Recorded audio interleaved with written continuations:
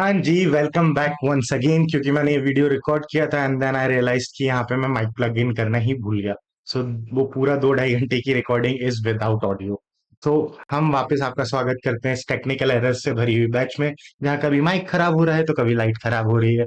But हम नहीं रुकेंगे, हम स्टार्ट करेंगे अपने चैप्टर को और उसे लेके जाएंगे उसके कंक्लूजन की ओर। तो लास्ट लेक्चर में हमने पढ़ा था, क्या पढ़ा था?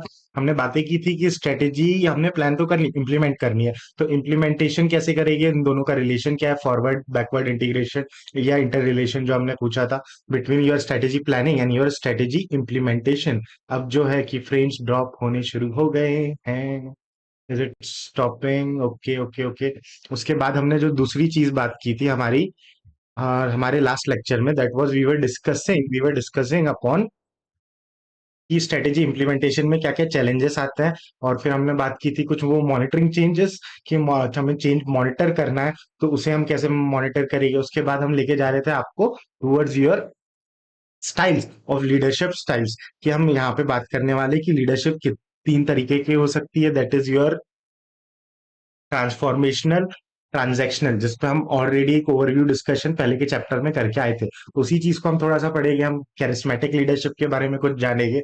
और फिर हम इसमें लीडरशिप में एक लीडर के पास क्या क्या स्किल्स आती है उन पे थोड़ी डिस्कशंस करेंगे, क्या क्या थिंकिंग थॉट प्रोसेस होना चाहिए आपका एज अ स्ट्रेटेजिक लीडर, उस पर कुछ बातें करेंगे। और lastly we move on towards a fun part, जहाँ पे हम बात करेंगे कि एक होता है फाइनेंस, एक होता है टेक्नोलॉजी, तो फिनटेक मिलके कुछ बना है। तो फिनटेक मेरे बिजनेस पे कैसे असर डाल रहा है, will be talking about fintech. Will be talking about AI. जैसे कि आपने कल परसों न्यूज में सुना ही होगा कि एआई हमारे पूरे बिजनेस साइकिल्स को बहुत इम्पैक्ट कर रहा है। नंबर वन, क्योंकि आपका बिजनेस टेक्नोलॉजी ड्रिवन है और टेक्नोलॉजी को लगती है मेमोरी, प्लस एआई जो है वो ह्यूज क्वांटम ऑफ डेटा को स्टोर कर रहा है, तो वो उसको लिए भी आपको मेमोरीज चाहिए। तो क्योंकि एआई इनोवेशन के कारण बिजनेसेस, एआई कंपनीज को डेटाबेसेस मेंटेन करने के लिए ज्यादा मेमोरी लग रही है, उसके कारण स्मार्टफोन मार्केट्स में मेमोरी शॉर्टेज हो रही है, जिसके कारण कंप्यूटर्स और फोन्स के प्राइसेस बढ़ रहे हैं। तो एक एआई का एलिमेंट इनडायरेक्टली भी मेरी कॉस्ट पे असर डाल रहा है। एआई मुझे अपने बिजनेस में भी इंटीग्रेट करना है। आज आप कोई भी ऐप खुल के देखिए, you can not reach out to a customer executive, आपको वहां पे एक चैटबॉट ही दिखेगा। वो चैटबॉट आपको 5-6 प्रॉब्लम देगा, इसी में से खेलते रहो एआई डिस्कशन, और फिर लास्ट में कहीं जब आप आधा घंटा सर खपाते हो तब वो आपको एक कस्टमर केयर का नंबर देता है। आजकल तो ऑटोमेटेड कॉल्स पे भी एआई की ही आपको आवाज सुनाई देती है और वो आपके रिस्पॉन्सेज के अकॉर्डिंगली आपको रिस्पॉन्ड करता है। तो एआई मेरे बिजनेस में कैसे असर डाल रहा है, that is something will be looking at. और उसके बाद हम कंक्लूड करेंगे एक बहुत ही बेहतरीन कॉन्सेप्ट के साथ, दैट इज ब्लॉकचेन। ब्लॉकचेन की, समझो यार, इलेक्ट्रॉनिक बिजनेस या इलेक्ट्रॉनिक फॉर्मेट में कोई भी चीज रखने का सबसे बड़ा खतरा क्या है कि वो इजीली मैनिपुलेट किया जा सकता है। आपने अपने दोस्त को एक मैसेज भेजा व्हाट्सएप पे, उसके बाद वहां एडिट का बटन भी है, आप बाद में वो मैसेज एडिट कर सकते हैं। तो यही सबसे बड़ा थ्रेट था टेक्नोलॉजी को या ई लेजर्स को, जिसके कारण ट्रांजैक्शनल डेटा आप छेड़छाड़ कर सकते थे। यही सोचो, आपके बैंक अकाउंट में अमाउंट है 1000.00, अगर आप उसका पॉइंट हटा दे तो 150, so that is the amount of छेड़छाड़ that can happen with e format. तो उसी को कोप अप करने के लिए एक टेक्नोलॉजी आई, that became your blockchain technology. तो हम उस पर बहुत डिटेल में डिस्कशंस करना चाहते हैं, but due to constraint of time मैं आपको सिर्फ ब्लॉकचेन का एक ओवरव्यू देते हुए आगे बढ़ूंगा। बट फिर भी अगर आपको ब्लॉकचेन के बारे में कुछ सीखना है तो ये हमारा चैनल है, that is learn with Yash ji. अगर आप इस चैनल पे आएंगे तो यहाँ पे एक स्ट्रेटेजी वीडियो है, जहाँ पे आप कुछ बेसिक सी बातें करने की, एग्जामिनेशन साइकिल्स में आपको क्या क्या चीजें ध्यान रखनी चाहिए, क्या क्या प्लान करनी चाहिए, तो you can check that out. But the thing that I am talking about your blockchain, यहाँ पे एक वीडियो दिख रहा होगा आपको सिक्योरिटाइजेशन के नाम से। तो जब आप इस वीडियो पे जाएंगे, that is of your securitization, तो ये आ गया है हमारा एड। हाँ जी, जब आप उस एड को स्किप करते हुए इस चैनल पे जाते हैं, सिक्योरिटाइजेशन पे जाते हैं, तो इस सिक्योरिटाइजेशन के ही वीडियो का लास्ट पार्ट है ये वाला, द कंसेप्ट ऑफ ब्लॉकचेन, जहाँ पे we are talking about what a blockchain technology is, how it evolve, और उसका मेरे बिजनेसेस पे क्या क्या असर हो सकता है। तो आई अर्ज यू कि अगर आपको ब्लॉकचेन को थोड़ा ज्यादा डिटेल में देखना है, तो this is where we'll be talking about the technological aspect, कि ब्लॉकचेन असल में काम कैसे करता है। As of for this video specifically, जो हमारे सिलेबस का हिस्सा है उसमें हमें ये फंक्शनिंग नहीं दी है, बट ये सारी चीजें इंपॉर्टेंट है जो कंटेंट दिया है उसको समझने के लिए। तो मैं एक क्विक ओवरव्यू के थ्रू जो जितना जरूरी है उतना पार्ट इस वीडियो में एक्सप्लेन करूंगा, बट अगर आपको कुछ थोड़ा इन डेप्थ नॉलेज चाहिए so do check that out. अब उसके बाद हम कह रहे हैं कि हाँ, चलिए शुरू करते हैं अपने टॉपिक के साथ। तो आज का हमारा पहला लर्निंग आउटकम है, that is different types of management style. अब मैनेजमेंट स्टाइल क्यों जरूरी है सर? देखो, आप कर रहे हो कोई भी बिजनेस, और हर बिजनेस में एक सबसे क्रूशियल एलिमेंट होता है उसका मैनेजर या लीडर। कि आप देखो, आप एक कोई स्पोर्ट्स खेलते हैं, तो उस स्पोर्ट्स में आप कितना अच्छा परफॉर्म करोगे वो आपका लीडर डिटरमाइन करता है। दैट इज लाइक कि अगर आप स्पोर्ट्स फॉलो करते होगे, यू आर फॉलोइंग क्रिकेट पर से, so you see a Dhoni, so a Dhoni tells you कि एज अ कैप्टन कि आपकी टीम किस तरीके से परफॉर्म करेगी। आपके पास हो सकता है कि एक विराट कोहली हो, a great performer, you could have a Rohit Sharma who's an allrounder player, you could have someone who is newly into the team, जो नया नया एम्प्लॉय आया है आपके बिजनेस में, you could have someone who is well seasoned and well experienced. तो इन सब के एफर्ट्स क्या हो गए, they want to accelerate at their individual goals, but आपको तो ऑर्गेनाइजेशनल विजन के अकॉर्डिंगली काम करना है। तो एक लीडर का काम होता है कि ये जो इंडिविजुअल एफर्ट्स है ना, इन सबको साथ में लेके चले, और कैसे जो एक एम्प्लॉय की स्ट्रेंथ है, दूसरे की वीकनेस है, उन्हें एक दूसरे के साथ काम करने में हेल्प करे, ताकि they complement and compensate each other, so that we can as an organization move towards our goals and achieve them in a more sustainable and a successful manner. So इसीलिए strategic leadership is the concept that comes into play, कि एक leader का काम क्या है? एक leader का काम है is to provide you direction। तो जब आप मैनेजमेंट में पॉस्कॉप पढ़ते हैं ना, planning, organizing, directing, staffing, controlling, monitoring, तो ये सारी तो मैनेजरियल एक्टिविटीज है। बट उन ये सारे काम तो एक लीडर करता ही है, बट एक स्ट्रेटेजिक लीडर उससे एक स्टेप और आगे जाता है, and he motivates his employees and he synchronises the efforts of your organisation, और हर एक इंडिविजुअल, हर एक एम्प्लॉय के रोल्स एंड रिस्पॉन्सिबिलिटीज को अलाइन करने में हेल्प करता है, कि जो हमारा कॉमन शेयर्ड विजन है हम उसकी ओर ज्यादा आगे बढ़े।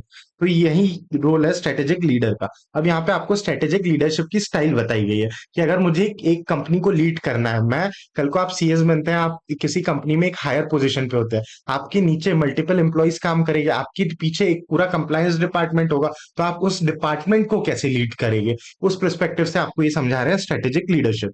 तो इन्होंने सबसे पहले आपको समझाया कि स्ट्रेटेजिक लीडरशिप क्या होती है। So they are saying strategic leadership is a type of leadership, की लीडरशिप का एक टाइप है strategic leadership, in which the leader persuades, मतलब परसुएट करना यानी क्या, कि समझाना किसी को, which persuades its followers to support the broad vision of the company's success of business, की आप अपने ब्रॉड विजन पे अपने एम्प्लॉइज का एफर्ट डायरेक्ट करते हैं। Since it prioritize the greater sustainability initiatives, strategic leadership is now a significant to majority of firms, कि भाई हम स्ट्रेटेजिक मैनेजमेंट पढ़ रहे हैं, हम चाहते हैं कि हमारे पास कॉम्पिटेटिव एज, जो हमारे पास वो एज कहाँ से आएगा, हमारी कोर कॉम्पिटेंसी से। कोर कॉम्पिटेंसी क्या है? रिसोर्सेज एंड कैपेबिलिटीज, और ये रिसोर्सेज एंड कैपेबिलिटीज का एक क्रूशियल फैक्टर है ह्यूमन रिसोर्सेज। तो हम ह्यूमन रिसोर्सेज को ज्यादा लेवरेज करना चाहेंगे, क्योंकि आपकी मशीन अपने आप काम नहीं कर सकती ना, उसी चलाने के लिए भी तो आपको लेबर चाहिए। तो that is what we say कि it becomes a major part for your organization. You may manage a company more successfully if you are aware of the different approaches, की अगर आपको पता है कि लीडरशिप स्टाइल्स कैसी होती है, उनके प्रोज एंड कॉन्स क्या है, तो आप ज्यादा बेहतर मैनेजर बन पाएंगे, ज्यादा बेहतर लीडर बन पाएंगे। I mean, in this piece we will examine with few examples की अलग अलग स्ट्रेटेजीज क्या है। अब अगर मैं नीचे देखूं तो यहाँ पे इन्होंने देखा है कि ये स्ट्रेटेजिक लीडरशिप ऑर्गेनाइजेशन ग्रोथ के लिए हाईली इंपॉर्टेंट है। अभी हमें कह रहे हैं कि strategic leadership is defined as the ability to influence others to voluntary make day to day decision. Strategic leadership वो है कि जहां मैं दूसरों के माइंडसेट पर असर डाल सकता हूं, कि वो खुद से होके डे टू डे एक्टिविटीज में डिसीजन ले, और वो डिसीजन मेरे बिजनेस के लॉन्ग टर्म परस्पेक्टिव से अलाइंड हो। That is the ability to influence others to voluntary, खुद से होके डिसीजन लेना, that enhance the long term viability of an organization while maintaining short term financial stability, कि मेरे शॉर्ट टर्म गोल्स भी meet हो रहे हैं, साथ ही साथ मेरा हर डिसीजन लॉन्ग टर्म प्रीव्यू को दिमाग में रखते हुए लिया गया है। इसके बाद ये हमें कह रहे हैं कि the leadership and it's forms, कि लीडरशिप क्या क्या हो सकती है, लीडरशिप के फॉर्म्स क्या क्या हो सकते हैं। सिंपल एज दैट, ये हमें बताते हैं the type of strategic leadership could be in three types. अब लीडरशिप का अगर हमने आपको एक ओवरव्यू दिया था शुरू में, कि अगर मैं उस पेज को ढूंढ पाऊं कि जहां पे हमने लिखी थी कि टाइप्स ऑफ लीडरशिप बहुत अलग अलग तरीके की हो सकती है। Hmm. Okay, types of leadership could be of multiple manners. Just give me a minute. Okay, so leadership could be of multiple types. खैर वो डायग्राम तो मुझे अभी नहीं मिल रहा है, बट मुझे जो हमारे लिए रेलेवेंट डायग्राम था वो मिल चुका है, जहाँ पे हम बात कर रहे थे कि हमारी ऑर्गेनाइजेशन में एक लीडर किस तरीके का हो सकता है। तो हमारी ऑर्गेनाइजेशन में हम तीन तरीके के लीडर्स देख सकते हैं। जो पहला लीडरशिप स्टाइल है दैट इज ट्रांजैक्शनल। ट्रांजैक्शन का क्या मतलब होता है, लेन देन। तो वैसे ही ट्रांजैक्शनल लीडरशिप कैसी होगी, ट्रांजैक्शनल लीडरशिप वैसी होगी जहां पे एक स्ट्रेटेजिक लीडर यूज करता है कैरेट्स एंड स्टिक्स का फॉर्मूला। कैरेट्स एंड स्टिक्स क्या होता है कि सर अगर आप एक टांगे पे बैठे हैं, इमेजिन कीजिए you are on a horse carriage.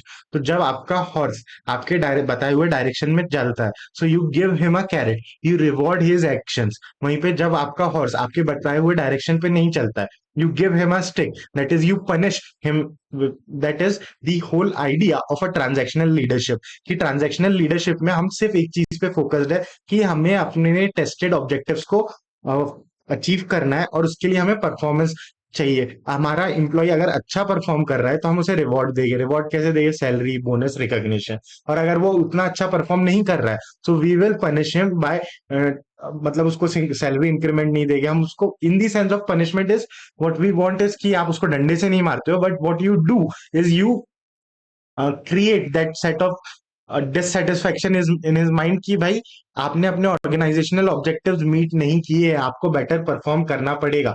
So you give him what is the most important thing, corrective action. कि जहां पे आपका एम्प्लॉय अंडर परफॉर्म कर रहा है ट्रांजैक्शनल रिलेशनशिप लीडरशिप स्टाइल में, वहां पे आप उसको करेक्टिव एक्शन देने पे ज्यादा फोकस्ड रहते हैं। तो जहां पे हम ट्रांजैक्शनल लीडरशिप कह रहे हैं, वहां पे हम ये कह रहे हैं कि सुन ये करना है, आपने वो किया, वेल एंड गुड, मैं आपको रिवॉर्ड दूंगा in terms of recognition. But अगर आप वो चीज नहीं कर पा रहे हो तो मैं आपके लिए करेक्टिव एक्शन लूंगा। यहाँ पे ये पूरा टास्क बेस्ड चीज है कि मैंने आपको कुछ कहा, आपने कुछ किया तो आपको रिवॉर्ड मिलेगा, आप वो करने में फेल हुए तो आपको पनिशमेंट मिलेगा। सो this is the characteristics of transactional leadership style. अब ये ट्रांजैक्शनल लीडर स्टाइल में देखिए आप क्या कह सकते हैं कि ये रूल ड्रिवन होता है, कि ये ऑर्गेनाइजेशन के जो रूल्स है, पॉलिसीज है, हम उस पर बहुत स्ट्रिक्टली अडेयर करते हैं। So it is rule based, it is something that deals with rewards and punishment. इसमें फोकस होता है हमारे शॉर्ट टर्म रिजल्ट्स पे। यहाँ पे हम एम्प्लॉय की परफॉर्मेंस मेजर करते हुए चलते हैं, और हम ट्राई करते हैं कि भाई एक्सचेंज बेस्ड चीजें ज्यादा हो, कि दैट इज योर ट्रांसएक्शनल रिलेशनशिप। वहीं लीडरशिप स्टाइल, वहीं पे मैं बात करता हूँ ट्रांसफॉर्मेशनल लीडरशिप स्टाइल। ट्रांसफॉर्म करना, जैसे कि आपने सुना होगा कि ट्रांसफॉर्मेशन, लोग 30 day transformation challenge, 90 day transformation challenge YouTube पे डालते हैं। वो क्या है, that is that they recreate themselves. So that is what the idea of transformational leadership style is। कि ट्रांसफॉर्मेशनल लीडरशिप स्टाइल में मैं चाह रहा हूँ कि भाई मैंने एक स्ट्रेटेजिक विजन डाला था, मैंने स्ट्रेटेजिक विजन सेट किया था कॉर्पोरेट लेवल पे। अब मैं चाहता हूं कि मेरा एम्प्लॉय उसके सोचने को, तरीके को बदले, वो खुद का अपना पर्सपेक्टिव डेवलप करे, ताकि वो जो विजन है ना, वो उसको बाय हार्ट कर सके। वो विजन वो सिर्फ कॉर्पोरेट के लिए ना देखे, बल्कि वो खुद के लिए भी देखे। And he transforms himself, he does something better, he becomes more productive, he becomes more vigorous, and he becomes more, क्या कहना चाहिए, he endures more, he becomes more of proactive, अपने एम्प्लॉइज को बनाने की हम यहाँ कोशिश करते हैं। So that is nothing but your transformational leadership style. Transformational leadership style में मैं किस चीज के बारे में बात कर रहा हूँ, you want to inspire your employee so that वो इंट्रेंसिकली खुद को चेंज करे। That is the whole idea, that you create a vision for your employee and you inspire him. That the whole process start with कि आप एक vision create करेंगे, आप अपने एम्प्लॉयज को empower करेंगे कि भाई you can change, you motivate your employees to do something better. This will create a behavioral change in your employee that ultimately builds a teamwork। आपके गोल्स ज्यादा बेहतर तरीके से अचीव होते हैं, और जब आपके एम्प्लॉयज अच्छा परफॉर्म करते हैं तो आपकी लॉन्ग टर्म प्रॉफिटेबिलिटी पे असर डालता है। तो जब मैं बात करता हूँ ट्रांजैक्शनल लीडरशिप स्टाइल की, तो ये आज पे बेस्ड था, ये रूल बेस्ड था, ये रिवॉर्ड एंड पनिशमेंट पे बेस्ड था। वहीं पे ट्रांजैक्शनल लीडरशिप स्टाइल जो है ना, ये फ्यूचर ओरिएंटेड है, इसमें क्रिएटिविटी इन्वॉल्व है, इसमें आप अपने एम्प्लॉय को रिवॉर्ड और स्टिक्स नहीं दे रहे हैं, आप उसको मोटिवेट कर रहे हैं। तो आप मोटिवेट कर रहे हैं, कॉन्फिडेंस बिल्ड कर रहे हैं, आप गोल्स क्लियरली सेट कर रहे हैं। तो जब मैं बात करूं रीडिफिनेशन की, तो वहां पे हम क्या बात करते हैं कि you have to change the people to improve their circumstances. तो ये है आपका ट्रांजैक्शनल लीडरशिप स्टाइल, और दूसरा है ट्रांसफॉर्मेशनल लीडरशिप स्टाइल। जैसे कि आपने देखा होगा कि आपकी लाइफ में बहुत से लोग आते हैं, जैसे it could be your corporate boss, it could be teacher in your classroom, they mostly follow this transactional leadership style, कि जहां पे आपने होमवर्क किया so they give you a good grade, आपने होमवर्क्स नहीं किए, असाइनमेंट्स टाइम पे नहीं सबमिट किए, तो वो आपकी परफॉर्मेंस रिव्यू पे नेगेटिव इम्पैक्ट डालते हैं। बट वहीं पे फिर कुछ लोग आते हैं, लाइक कुछ कोई ना कोई एक आध टीचर आपकी क्लास में ऐसा रहा होगा कि जिसको देख के आपको लगता है कि यार this is the kind of person I want to be, या कोई ना कोई स्पोर्ट्समैन आप जिसको फॉलो करते होगे, या कोई भी बिजनेसमैन, या कोई ना कोई तो एक ऐसा व्यक्ति होगा whom you look up and you say कि like this is the way I want to live my life or lead my life. I want to, this is the way I want to create an impact on society. So what is that? That is a transformational leadership style, कि जहां पे आप किसी और को देखते हैं और उससे चीजें सीखते हैं। An example of transformational leadership style is कि वेयर एक क्लासरूम में एक teacher helps their student by helping them to participate more, ताकि वो ज्यादा पार्टिसिपेट करें, उनका कॉन्फिडेंस लेवल ज्यादा अच्छा हो। So that becomes your transformational leadership style. और ट्रांसफॉर्मेशनल लीडरशिप स्टाइल से ही बहुत मिलता जुलता है charismatic leadership style. Transformational leadership style में क्या है कि एक लीडर अपने एक्शंस के थ्रू मोटिवेट कर रहा है अपने एम्प्लॉय को कि वो चेंज हो, that is transformational leadership style. Charismatic leadership style क्या होता है कि जब किसी का पर्सनल चार्म हो, कोई बहुत इन्फ्लुएंशियल होता है, हम उसे कैरिज्मेटिक कहते हैं, जिसकी तरफ आप अट्रैक्ट होते हैं। तो कैरिज्मेटिक लीडरशिप स्टाइल में ये है कि आप अपने लीडर को काम करते हुए देख के आप खुद ब खुद मोटिवेट हो रहे हैं, खुद ब खुद इंस्पायर हो रहे हैं। तो ट्रांसफॉर्मेशनल में एक हायरार्की फ्लो हो रहा है कि ऊपर से लीडर आपको हेल्प कर रहे हैं to be more motivated by guiding you, जबकि कैरिज्मेटिक में क्या है, इन्वर्ट है, कि आप खुद उन्हें देख के इंस्पायर हो रहे हैं, मोटिवेट हो रहे हैं। तो charismatic style has to deal with personal charisma, it has to deal with passion and influence, it deals with followers and it deals with personality and it derives change of status quo. कि यहाँ पे भी वही same points है, अगर यहाँ आप देखेंगे कि कैरिज्मेटिक और transformational are very close to each other. The only thing is कि कैरिज्मेटिक में आप खुद से कुछ करना चाह रहे हैं, ट्रांसफॉर्मेशनल में आपका लीडर आपको बदलना चाह रहा है। तो that is how this two are differentiated. फिर इनके बाद हम कुछ स्किल्स को देखते हैं। तो सबसे पहले हम देखते हैं कि ट्रांजैक्शनल और ट्रांसफॉर्मेशनल लीडरशिप स्टाइल एक्चुअली होता क्या है। तो इन्होंने कहा कि क्या transactional leadership style, transactional leadership style क्या है, it is something that deals with sticks and punishment, carrots and sticks वाली फॉर्मुलेशन। तो ट्रांजैक्शनल लीडरशिप स्टाइल में ये मुझे कहता है, transactional leadership style make certain that everyone is aware of expectation. की ट्रांजैक्शनल लीडरशिप स्टाइल में मैं कहता हूँ कि देखो ये काम करना है और ये चीज सबको पता होनी चाहिए कि आपकी ये रोल्स एंड रिस्पॉन्सिबिलिटीज है। यहाँ पे आपको एक बैलेंस बनाना है between management and leadership by improving employees performance. की एम्प्लॉय की परफॉर्मेंस बढ़ानी है, मुझे मेजरेबल रिजल्ट चाहिए। And for good performance the employees are given initiatives, like कि अगर आपने अच्छा काम किया तो आपकी सैलरी बढ़ जाएगी, आपको प्रमोशन मिलेगा, आपको बोनसेस मिलेगा। बट अगर आपने पुअर परफॉर्मेंस किया, आपने अपने टारगेट्स को मीट नहीं किया, तो आपकी सैलरी कट हो सकती है, आपका जॉब जा सकता है। That is your risk and reward, कि जहां पे आपको रिस्क है कि आपका जॉब चले जाए, रिवॉर्ड क्या है कि आपको ज्यादा बेटर सैलरी या पैकेजेस मिले। This leadership style might prove results but are not always the best one, की ये रिजल्ट्स देती है बट ये लॉन्ग रन में उतनी सस्टेनेबल नहीं होती है। फिर nevertheless this kind of leadership statistic style is incorporate with some level and majority of levels philosophy. ये लीडरशिप स्टाइल जो है ना, अच्छा, इसको मैं एक डायग्राम से समझाता हूँ आपको, एक मिनट रुकिए। इसके बाद ये कह रहे हैं कि leaders rely on the approach whether they or not they meet the criticism for the transactional style। कि अगर ट्रांजैक्शनल लीडरशिप स्टाइल पे आप कब रिलाई करोगे, जब आप उस स्टाइल के ज्यादा सहमत हो, कि आप ज्यादा मैच कर पा रहे हो कि हाँ rewards and punishment is the right way to go. अगर आपके लिए ये चीज सही है तो आप ट्रांजैक्शनल लीडर बन सकते हैं। और ये वाली जो लाइन है ना, मैं इसको एक मिनट आपको एक डायग्राम के थ्रू समझाता हूँ। कि जैसे हमने अभी बात की थोड़ी थोड़ी ट्रांजैक्शनल लीडरशिप स्टाइल की और ट्रांसफॉर्मेशनल लीडरशिप स्टाइल की, तो मुझे एक चीज सुनने में क्या लग रही है, आपको स्ट्रिक्ट लोग पसंद आते हैं या आपको वो लोग पसंद आते हैं जो ज्यादा फ्लेक्सिबल है? Obviously the people who inspire you to do the best are the ones that you get inspired from. तो अब हमारा एक डायग्राम था ये, वापस आते हैं प्रोडक्ट लाइफ साइकिल, यहाँ से बहुत चीजें सीखने को मिलती है। तो यहाँ पे देखो ना, यहाँ पे ये क्या कह रहा है कि एक प्रोडक्ट में अपनी लाइफस्टाइल में अलग अलग फेजेस से गुजरता है। तो मुझे कब ट्रांजैक्शनल लीडरशिप अप्लाई करनी चाहिए, मुझे कब ट्रांसफॉर्मेशनल लीडरशिप स्टाइल करनी चाहिए।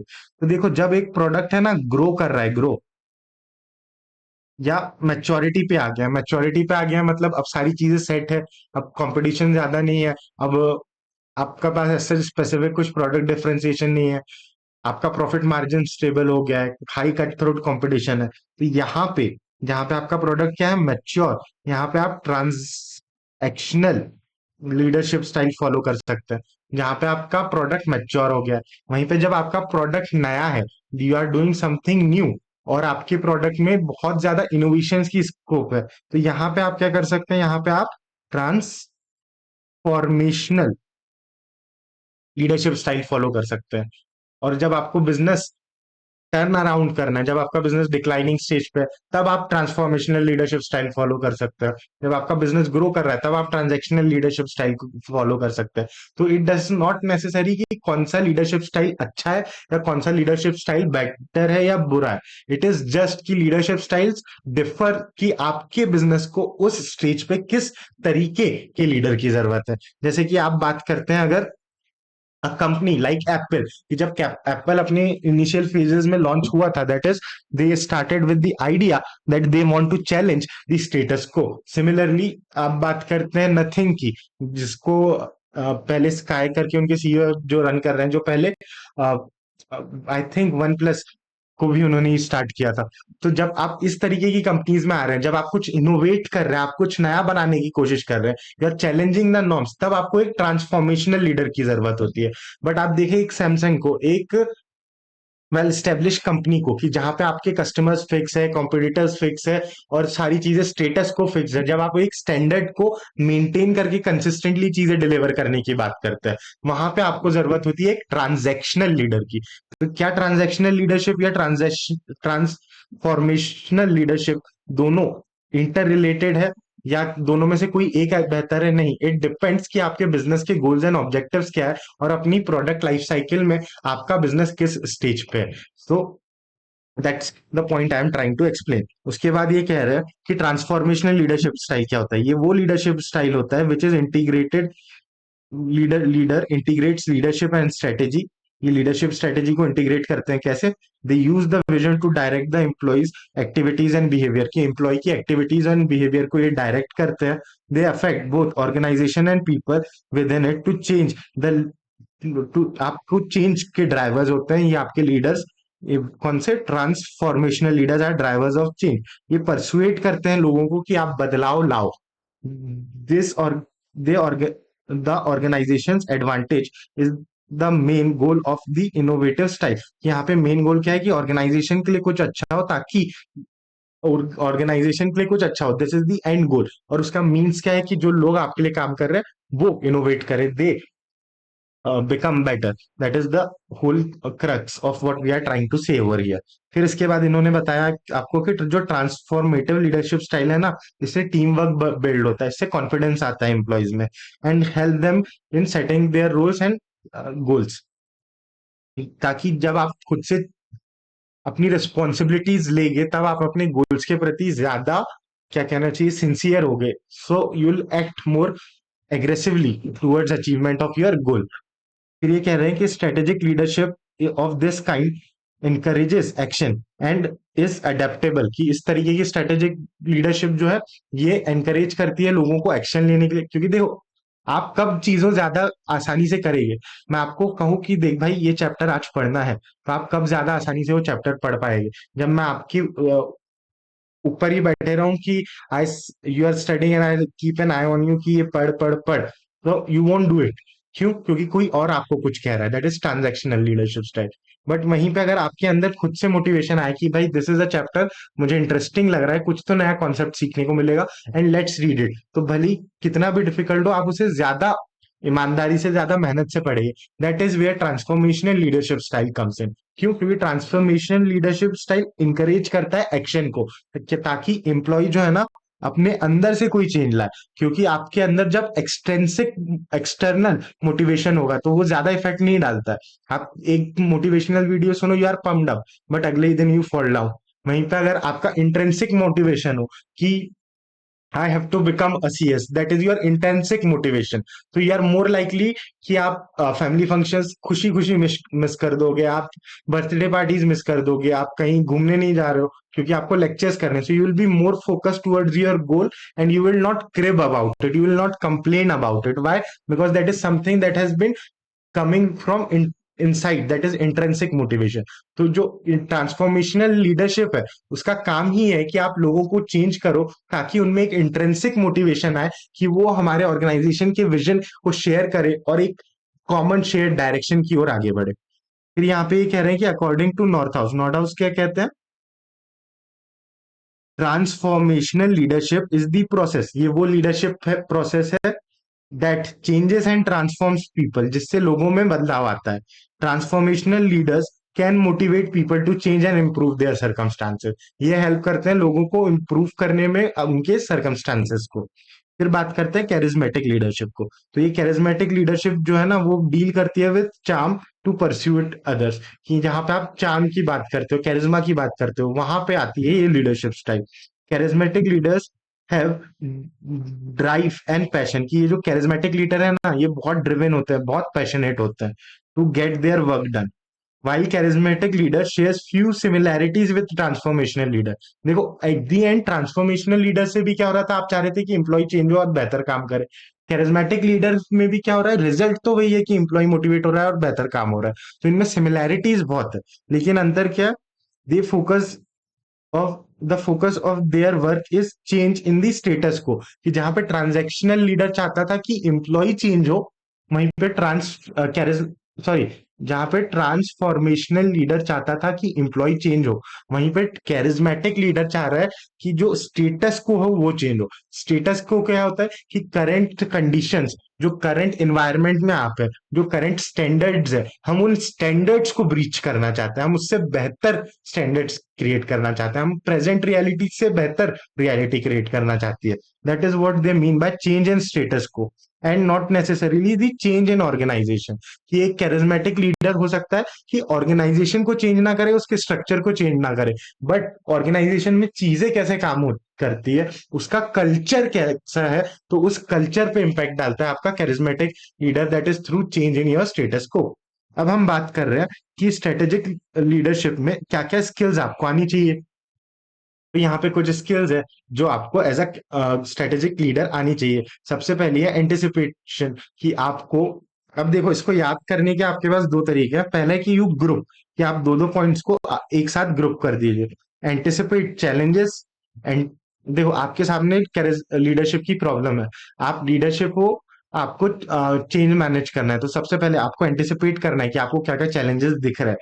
तो आपको एंटिसिपेट करना है बाय, एंटिसिपेट यानी आपको एक प्रिजम्पशन क्रिएट करना है। तो एंटिसिपेट करना है कि क्या क्या चैलेंजेस है, so you anticipate you challenge. फिर उन्हें इंटरप्रिटेट करना है, मतलब आप उससे एनालिसिस निकालना है। फिर उसके बाद आपको डिसाइड करना है कि आपको क्या करना है। So you anticipate challenges, you interpret that and you take a decision. फिर ये जो आपका डिसीजन है ये अलाइन होना चाहिए आपके विजन के साथ, और अगर कोई करेक्टिव एक्शन है, सो दैट इज लर्न।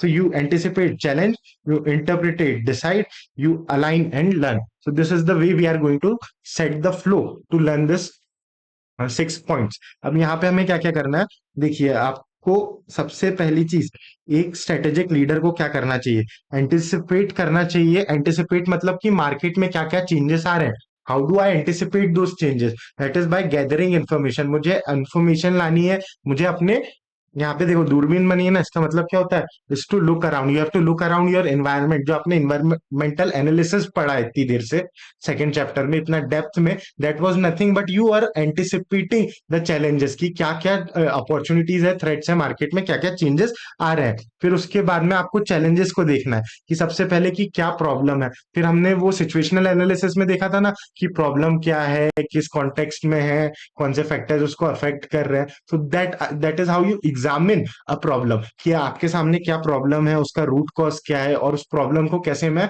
रिफ्रेम कर सकता हूँ. सो that is your inter that is how you look at a challenge. That is how you redefine a problem essentially. तो आपने देखा कि एनवायरनमेंट में क्या क्या हो रहा है, आपने देखा क्या क्या चैलेंजेस है, उसके बाद आप बढ़ते हो टुवर्ड्स इंटरप्रिटेशन. इंटरप्रिटेशन का मतलब क्या होता है, आप सोचते हो, यू ब्रेन स्ट्रॉम.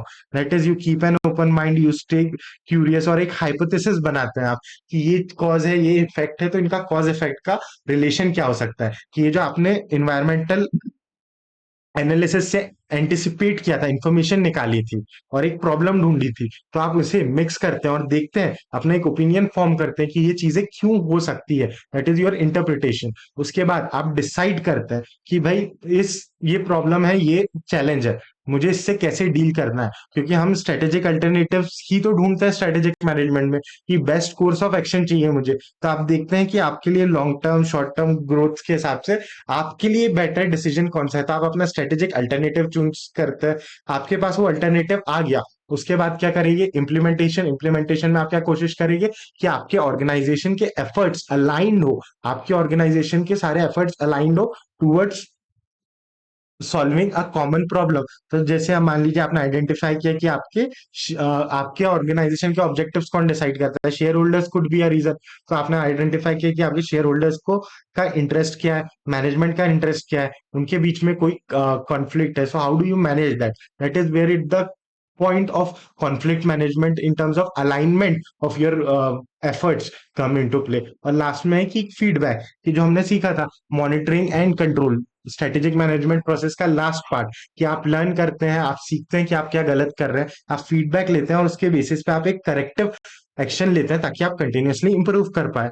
अब क्या यहाँ पे भी आपको वही चीजें दी गई है. हाँ, एंटिसिपेशन में क्या कह रहे हैं, एंटिसिपेशन में इंफॉर्मेशन कलेक्ट करो, किस चीज की, सोर्सेस से, from inside and outside your company, internal and external environmental analysis, ताकि आप प्रिडिक्ट कर पाओ कि कंपनी का क्या मूव होना चाहिए, क्या नए इनिशिएटिव्स आपको लेने चाहिए. दूसरी चीज चैलेंजेस. चैलेंजेस मतलब रीफ्रेम करो आपकी प्रॉब्लम को फ्रॉम मल्टीपल एंगल. आप अपनी प्रॉब्लम्स को रीफ्रेम करोगे मल्टीपल एंगल से, तब आपको चीजें समझ में आएगी. अब प्रॉब्लम को रिफ्रेम करना बहुत इंपॉर्टेंट है. एक चीज हो सकती है कि मैं अपने सेल्स कैसे बढ़ाऊं, या मैं अपनी कंपनी को प्रॉफिटेबल कैसे बनाऊं, ये आपके पॉइंट ऑफ व्यू से, कंपनी के पॉइंट ऑफ व्यू से. बट वहीं आप प्रॉब्लम को रिफ्रेम कर दो कि मैं अपने कस्टमर को सबसे ज्यादा वैल्यू कैसे दूं, तो आपकी प्रॉब्लम का सोल्यूशन वही निकल जाता है कि सेल्स बढ़ानी है तो कस्टमर के लिए वैल्यू क्रिएट करनी पड़ेगी. वैल्यू क्रिएशन के बारे में आप सोचोगे तो आप अपने वैल्यू चेन को देखोगे, आप देखोगे अपने प्रोडक्ट में कैसे इनोवेशन ला सकते हो. तो the moment you reframe your problem, चीजें बहुत आसान हो जाती है. वहीं पे देखो, अगर आप पढ़ रहे हो, आप ये सोच रहे हो कि मुझे फेल नहीं होना है, तो आपका पढ़ाई को लेके एक बहुत ही पेस्टिमिस्टिक अप्रोच रहने वाला है. वहीं पे आप देखो, मुझे इस सब्जेक्ट में एग्जाम्शन लाना है, आपने सिर्फ अपनी प्रॉब्लम को रिफ्रेम किया. To pass was your challenge, आपने सिर्फ अपना एक वर्डिंग्स को रिफ्रेम किया और आपका माइंडसेट शिफ्ट हो जाता है. यहाँ पे आप बहुत ऑप्टिमिस्टिकली काम करते हो, ज्यादा एफर्ट्स डालते हो, बहुत एग्रेसिवली काम कर रहे हो.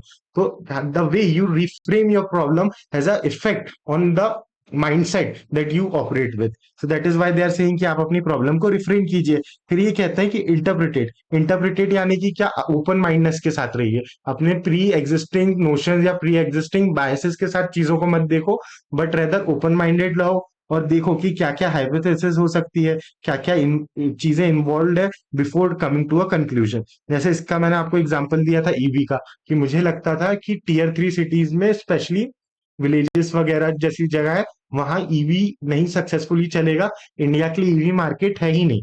That was my bias. But अगर आप एक स्ट्रेटेजिक लीडर हो तो आपको इस बायस को दूर रख के भी सोचना पड़ेगा कि चलो थोड़ा ओपन माइंडेड से सोचते हैं कि ईवीज नहीं चलेंगे. बट सपोज ईवीज आ गए, तो ईवीज क्यों चलेंगे? ईवीज इसलिए नहीं चलेंगे क्योंकि शायद सपोर्ट सिस्टम नहीं है, इलेक्ट्रिफिकेशन नहीं है गाँव तक के, तो हमें गाँव गाँव तक इलेक्ट्रिसिटी पहुंचानी पड़ेगी.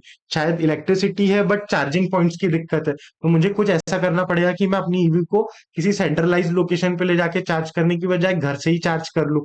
तो दैट इज अ सोल्यूशन, कि जब आप अपना ओपन माइंडेडनेस रखते हैं, प्लस आप अपना चैलेंज को रीडिफाइन करते हैं, मल्टीपल एंगल से सोचते हैं, तो आपको नए इनोवेटिव सोल्यूशंस मिलते हैं. That is why you have to keep open mindedness for long term growth and to deal with short term pressures. उसके बाद ये क्या कह रहे हैं कि डिसाइड करना है आपको, कि डिसाइड क्या करना है कि आपने जो मल्टीपल चीजें देखी उसके बाद आपके पास स्ट्रेटेजिक अल्टरनेटिव्स आते हैं, तो उसमें से आपके लॉन्ग टर्म ग्रोथ के लिए कौन सी अच्छी चीज है और शॉर्ट टर्म में कौन सा प्रेशर है। जैसे कि हमने बात की थी कि शेयर होल्डर्स को चाहिए प्रॉफिट, तो short term pressure is profit, but long term में आपको चाहिए सस्टेनेबिलिटी, तो sustainability is a long term object, profitability is a short term pressure. तो आप इसको मेंटेन करते हुए कैसे चलेंगे। उसके बाद अलाइनमेंट की, भाई जो शेयर होल्डर्स का इनिशिएटिव है ना, वो टॉलरेंट रहे टुवर्ड्स द चेंजेस जो हम आइडेंटिफाई करें, कि हम कॉन्फ्लिक्ट को ज्यादा बेटर मैनेज करके पाए। और लास्टली ये कह रहे हैं कि लर्न, की जो जो आपने सक्सेसफुली सीखा उस चीज को रिपीट करो, जो जो आप फेलियर थे आपके वहां से फीडबैक लो कि हम कहाँ कहाँ गलत गए और करेक्टिव डिसीजंस लो, and you redefine your business process. तो this is the qualities of a leadership. क्या क्या? अलाइनमेंट, अलाइन सॉरी, सबसे पहले क्या क्या आता था? Anticipation of a challenge, you anticipate a challenge, you gather the information, you redefine your challenge. उसके बाद आप क्या करते थे? इंटरप्रिटेट, आप ओपन माइंड से चीजों को देखते थे। उसके बाद आप करते थे डिसाइड कि मुझे क्या करना है, आपने डिसीजन ले लिया, उसके बाद अपने एक्शंस को अलाइन कर रहे हैं, एट द सेम टाइम आप लर्न कर रहे हैं चीजों से।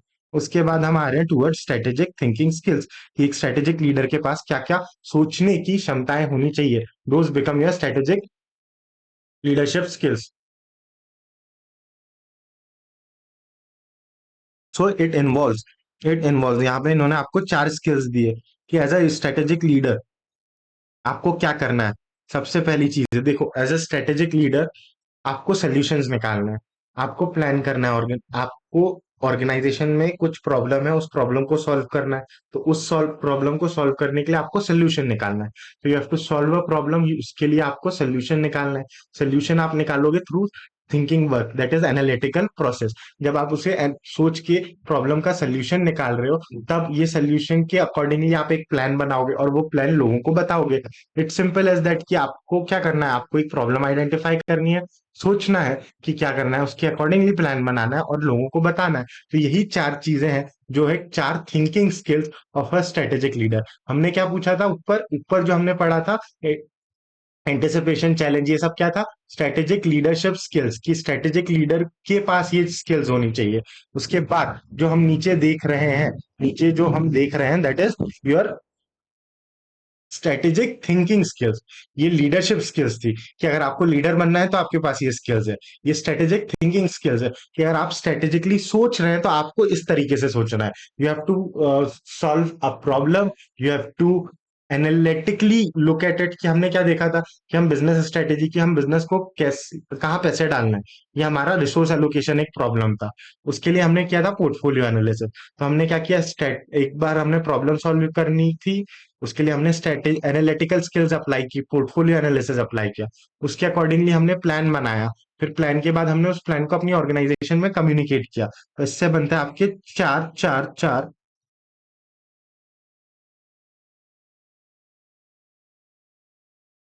इससे बन जाते हैं आपके चार स्टेप्स, कि एक स्ट्रेटेजिक थिंकिंग के लिए आप लोग कौन कौन सी चार चीजें जरूरी है। उसमें आते हैं, वापस आते हैं यहाँ पे, जहाँ पे ये कह रहे हैं कि स्ट्रेटेजिक थिंकिंग स्किल में क्या क्या इन्वॉल्व है। पहला, अप्लाई क्रिटिकल थिंकिंग, कि आप कैसे प्रॉब्लम्स को सॉल्व कर सकते हो, उसमें इन्वॉल्व होता है एनालिटिकल स्किल्स। एनालिटिकल स्किल्स का मतलब क्या है, कि आप कैसे एनालाइज कर पाते हैं चीजों को। जो हमने कहा था ना, कि चैलेंज को, प्रॉब्लम को मल्टीपल पॉइंट ऑफ व्यू से देखना, मल्टीपल पॉइंट ऑफ व्यू से चीजों को सोच पाना is nothing but your analytical skills. So you must be able to analyse wide range of input from financial statements, कि आपको कई चीजें एनालाइज करने आनी चाहिए, कि आपको फाइनेंशियल स्टेटमेंट्स पढ़ने आने चाहिए, हाँ, कि आपको मार्केट में क्या क्या चीजें चल रही है वो समझ में आना चाहिए, यस, आपको नए ट्रेंड्स का आइडिया होना चाहिए, आपको इंटरनली आपकी फर्म में रिसोर्सेज कैसे एलोकेट हो रहे हैं, आपको वो पता होना चाहिए, in order to come up with a plan to help your organisation to achieve its objective. अरे ये सब क्या है? ये वो स्वॉट टोज एनालिसिस हम इसीलिए तो कर रहे थे, ताकि हम एनालाइज कर पाए चीजों को ज्यादा बेहतर तरीके से, फिर हम एक प्लान बना पाए, ताकि हम एक प्रिलिमिनरी का मतलब होता है एक प्री, पहले का, प्रिलिमिनरी मतलब कि एक सरफेशियल अंडरस्टैंडिंग, या प्रॉब्लम को सॉल्व करने के पहले एक ओवरव्यू या बर्ड्स आई ओवरव्यू ले पाए उस प्रॉब्लम का, that is the thing they से, कि आपको एक प्रिलिमिनरी एनालिसिस करने की कैपेसिटी होनी चाहिए। फिर उसके बाद प्रॉब्लम सॉल्विंग, कि भाई आपने प्रॉब्लम को आइडेंटिफाई कर लिया है ना, उसके बाद प्लान करो कि आप अपनी उस प्रॉब्लम को, अपने रिसोर्सेज को यूटिलाइज कैसे करोगे टू एड्रेस दैट प्रॉब्लम। आप बताओ कि आपके फाइनेंशियल गोल्स क्या है, आपके ऑपरेशन में इनएफिशिएंसीज क्या है, आपके राइवल्स क्या क्या है। You must first, comprehend the issue in potential remedies in order to find an action path for solving the primary obstacle। ये क्या कह रहे हैं, आपने एनालिटिकल स्किल्स मतलब आपको सोचने की क्षमता होनी चाहिए। प्रॉब्लम सॉल्विंग स्किल क्या है कि आपको अपनी प्रॉब्लम को डिफाइन करते आना चाहिए कि आपके लीडर्स क्या है, मार्केट में कॉम्पिटिटर्स क्या है, उनके प्रोडक्ट्स क्या क्या हो सकते हैं, आपके फाइनेंशियल गोल्स क्या है, फिर उसकी एक पोटेंशियल रेमेडी कि आपके पास कि ये करने से शायद ये प्रॉब्लम सॉल्व हो जाए, तो आपके पास एक पोटेंशियल रेमेडी होनी चाहिए। और लास्टली आपको अपने प्राइमरी ऑब्स्टिकल की वो चीज करने में क्या क्या अड़चने आ सकते हैं उन्हें सॉल्व करना चाहिए। तो that is your problem solving skill, analytical skill. फिर आप क्या करते हो, आप प्रॉब्लम को सॉल्व करने के लिए प्लान बनाते हो ना, तो you have the ability to make plan, मतलब कि आपने जो सारी इंफॉर्मेशन गैदर की थी आप उसे एनालाइज कर पाए और प्रॉब्लम को कॉम्प्रिहेंसिवली समझ पाए। दैट इज, आप प्रॉब्लम को कॉम्प्रिहेंसिवली समझ पाए और फिर आप एक सॉल्यूशन आइडेंटिफाई कर पाए कि आप जो आपकी एबिलिटीज के लिए बेस्ट है, कि आपकी रिसोर्सेज स्ट्रेंथ को मैच करते हो, आप एक सोल्यूशन निकाल रहे हैं और लास्ट में वो सोल्यूशन एग्जीक्यूट करना है, तो कम्युनिकेट कर लो सब लोगों को। तो बताओ, you should be good at communicating. That is regardless of the size of your business, you should be a effective communicator. बड़ी फर्म हो छोटी फर्म हो फर्क नहीं पड़ता, आपको कम्युनिकेशन स्किल्स आनी चाहिए।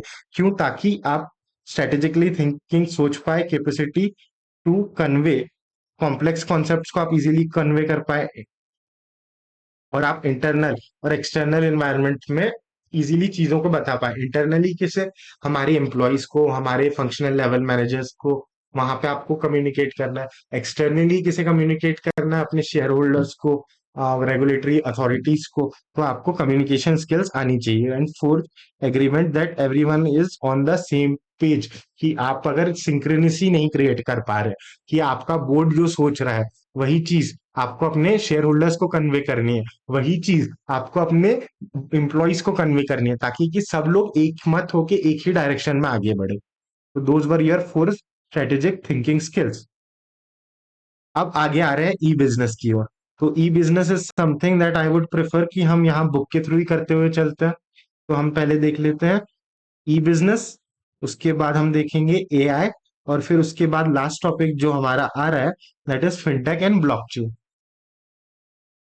तो सबसे पहले स्टार्ट करते हैं, आइए आइए ई बिजनेस के साथ। ई बिजनेस में ये हमें सिखा रहे हैं कि ये कहते हैं कि e business strategy is a long term plan, कि हमारे लॉन्ग टर्म प्लान के लिए ई बिजनेस स्ट्रेटेजी, हम स्ट्रेटेजी तो डेवलप कर रहे हैं कि हम ट्रेडिशनल मार्केट में कैसे compete करेंगे। तो ई बिजनेस स्ट्रेटेजी है कि हम इलेक्ट्रॉनिकली जब नए टेक्नोलॉजिकल एडवांसमेंट्स आ रहे हैं मार्केट में, तो उन टेक्नोलॉजिकल एडवांसमेंट्स को कोप करते हुए इस डाइवर्स एनवायरनमेंट में हम कैसे आगे बढ़ते हैं। That is nothing but your e business strategy. E business strategy is a long term plan for implementation of appropriate digital technology, कि हम डिजिटल टेक्नोलॉजी को कैसे यूटिलाइज करें, enabling a firm to manage its partners, कि हम अपनी सारी activities में डिजिटाइजेशन कैसे कर पाए, बोथ इंटरनली थ्रू इंट्रानेट, कि जब आप अपनी ऑर्गेनाइजेशन के नेटवर्क पे कुछ कम्युनिकेट करते हैं, जैसे कि आप अपनी ऑर्गेनाइज एक नेटवर्क है जिसमें आपके ऑर्गेनाइजेशन के सारे एम्प्लॉइज है और आप इनके बीच कम्युनिकेट कर रहे हैं, इसमें बाहर वाला नहीं आ सकता, तो उसे हम क्या नाम देते हैं, इंट्रानेट। कि आप अपनी ऑर्गेनाइजेशन के अंदर कैसे कम्युनिकेट कर रहे हैं इंट्रानेट के थ्रू, और आप आउटसाइड कैसे कम्युनिकेट कर रहे हैं अपने कस्टमर्स के थ्रू। ये पॉलिसी होती है आपकी ई बिजनेस स्ट्रेटेजीज में। सप्लायर्स के साथ कैसे कैसे कोऑर्डिनेट कर रहे हैं and so on. To put all together, e business plan is a detailed strategy for implementation of digitisation, कि आप अपने प्रोसेसेस को कैसे डिजिटाइज कर रहे हैं, उसका प्लान है। so that a company may perform all of its computerized interaction with the stakeholders, and both internally as well as web and globally by clients and vendors and other collaborators। अब digitisation का example देखो, पहले meetings होती थी वो तो उनके notices आपको फिजिकली आते थे। आज की डेट पे आपको एक ईमेल आता है, ईमेल में लिखा रहता है कि भाई ये एजेंडा है, ये मीटिंग है, ये इस डेट पे हो रही है, नीचे लिंक है, इस लिंक को क्लिक करना, आपको वर्चुअल वन वे टेलीकास्ट का एक्सेस मिल जाएगा। कि जहाँ पे जो भी हमारा बोर्ड कह रहा है वो चीज आप सुन पाओगे, जैसे आप टीवी पे न्यूज देखते हो थ्रू दैट लिंक। उसी के नीचे दूसरी लिंक है कि कोई भी इशू है तो उससे रिलेटेड सारे डॉक्यूमेंट इस लिंक पे, और तीसरी लिंक है कि अगर आपको ई वोटिंग करनी है तो इस लिंक पे पोर्टल पे चले जाना, वहां पे अपना यूजर आईडी पासवर्ड जो आपको इसी मेल में मिला है वो डालना, लॉग इन करना, and you can vote accordingly. तो ये सब क्या किया मैंने, ये मैंने डिजिटाइज ही तो किए हैं अपने बिजनेस प्रोसेसेस को। तो आप अपने बिजनेस प्रोसेसेस को कैसे डिजिटाइज कर पा रहे हैं, वो चीज डील करती है आपकी बिजनेस ई बिजनेस स्ट्रेटेजी। फिर ये कह रहे हैं कि it is this tactic is not just applicable to online business, कि सिर्फ ऑनलाइन बिजनेसेस के लिए जरूरी नहीं है। भाई कंपनी अगर ऑफलाइन भी प्रोडक्ट बेच रही है तो भी वो ऑनलाइन मीटिंग्स कंडक्ट करा सकती है, right. Any business transacting online have to do e business strategy. आज आप देख लो हर बिजनेस को इसकी जरूरत है, क्यों? क्योंकि आप मार्केट में सब्जी लेने जाओ, आपके सामने एक वेंडर बैठा होगा पेटीएम का बॉक्स लेके, यूपीआई से पेमेंट कर दो। What is that? Digitisation of his business. कि जहां पे भी कोई भी ट्रांजैक्शन इलेक्ट्रॉनिकली हो रहा है वहां डिजिटाइजेशन आता ही है। It outlines all the short-term and long-term goals that determines and carefully plans and expertise। क्या इसमें आपके शॉर्ट टर्म गोल्स को भी हम देख रहे हैं, लॉन्ग टर्म गोल्स को भी देख रहे हैं। अब ये बात कर रहे हैं ट्विटर की, कि एक कंपनी है तो उसको अपना मार्केट प्रेजेंस बना बढ़ाना है, तो आप अपना मार्केट प्रेजेंस कैसे बढ़ाओगे? आपको इन्फॉर्मेशन डिस्ट्रीब्यूट करनी है, तो वो ये कह रहे हैं कि आप अपना वेब पेज बनाओ, वेबसाइट बनाओ, आप सोशल मीडिया प्लेटफॉर्म पे चले जाओ, आप अपना सोशल मीडिया पे पोस्ट वगैरह डाल के इंटरेक्ट करो लोगों के साथ। तो आप उस तरीके से भी इंफॉर्मेशन कनेक्ट कर सकते हो। जैसे आपको वो याद है क्या, अमूल डेयरी प्रोडक्ट्स बनाता है, बट उसका कम्युनिकेशन कैसे होता है? अमूल गर्ल के जो एड्स आते हैं, होर्डिंग्स आपने देखी होगी। तो सिमिलरली अगर अमूल अपना इंस्टाग्राम पेज बनाए, उस पे वो कार्टून कैरिकेचर्स डाले, इंफॉर्मेशन सर्कुलेट करे, तो वो भी उसकी ई बिजनेस स्ट्रेटेजी का पार्ट होती है। क्यों? क्योंकि वो इलेक्ट्रॉनिकली चीजों को यूज कर रहा है इंफॉर्मेशन डिसेमिनेशन के लिए। उसके बाद हमारे ई बिजनेस स्ट्रेटेजिक फ्रेमवर्क पे, स्ट्रेटेजिक फ्रेमवर्क में हमें ई बिजनेस स्ट्रेटेजिक फ्रेमवर्क में कुछ सवालों का जवाब देना है। कौन कौन से सवालों का? ये सबसे पहला सवाल ये है कि वेयर डू वी, यानी कि कंपनी, वांट टू compete, कि हम किस मार्केट में compete करना है। अरे ये सेम पॉइंट्स ही है जो हमने बिजनेस लेवल स्ट्रेटेजी वगैरह में देखा था, कि हम किस बिजनेस में compete करना चाहते हैं, हम क्या वैल्यू क्रिएट करना चाहते हैं, और हम कैसे वैल्यू डिलीवर करना चाहते हैं। ये वही कह रहे हैं कि what business do we want to compete, where do we want to compete, कि हमें कहाँ compete करना है।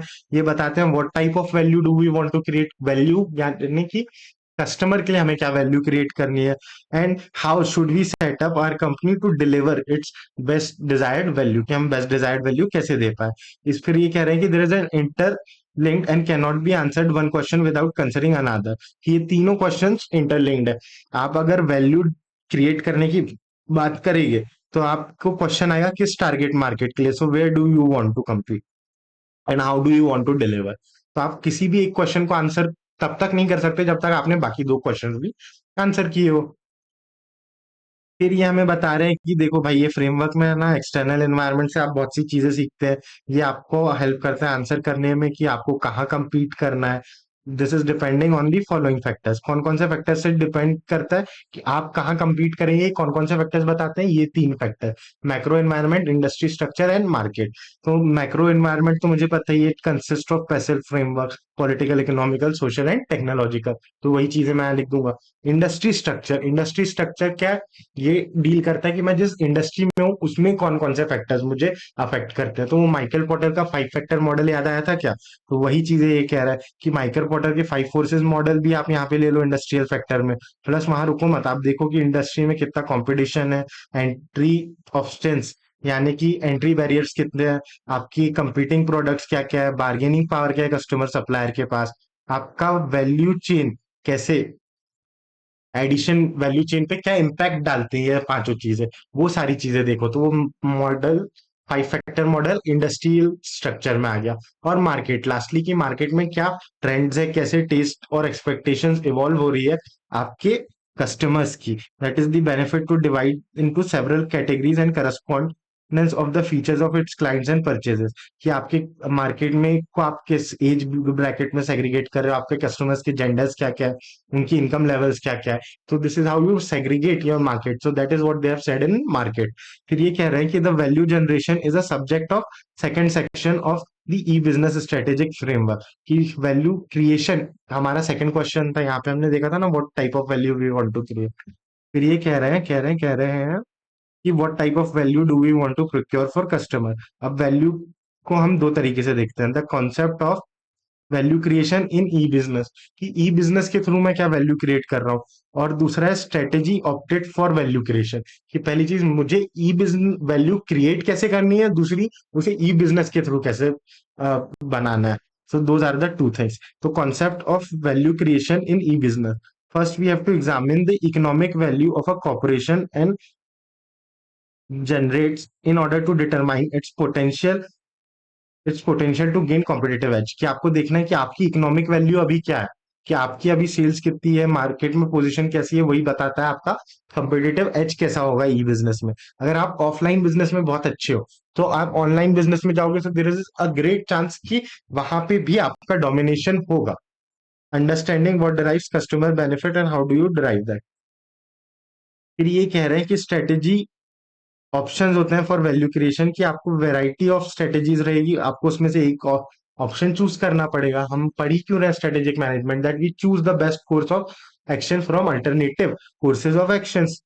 फिर ये क्या कह रहे हैं, एडिशनली बिजनेस का एम क्या है, to stay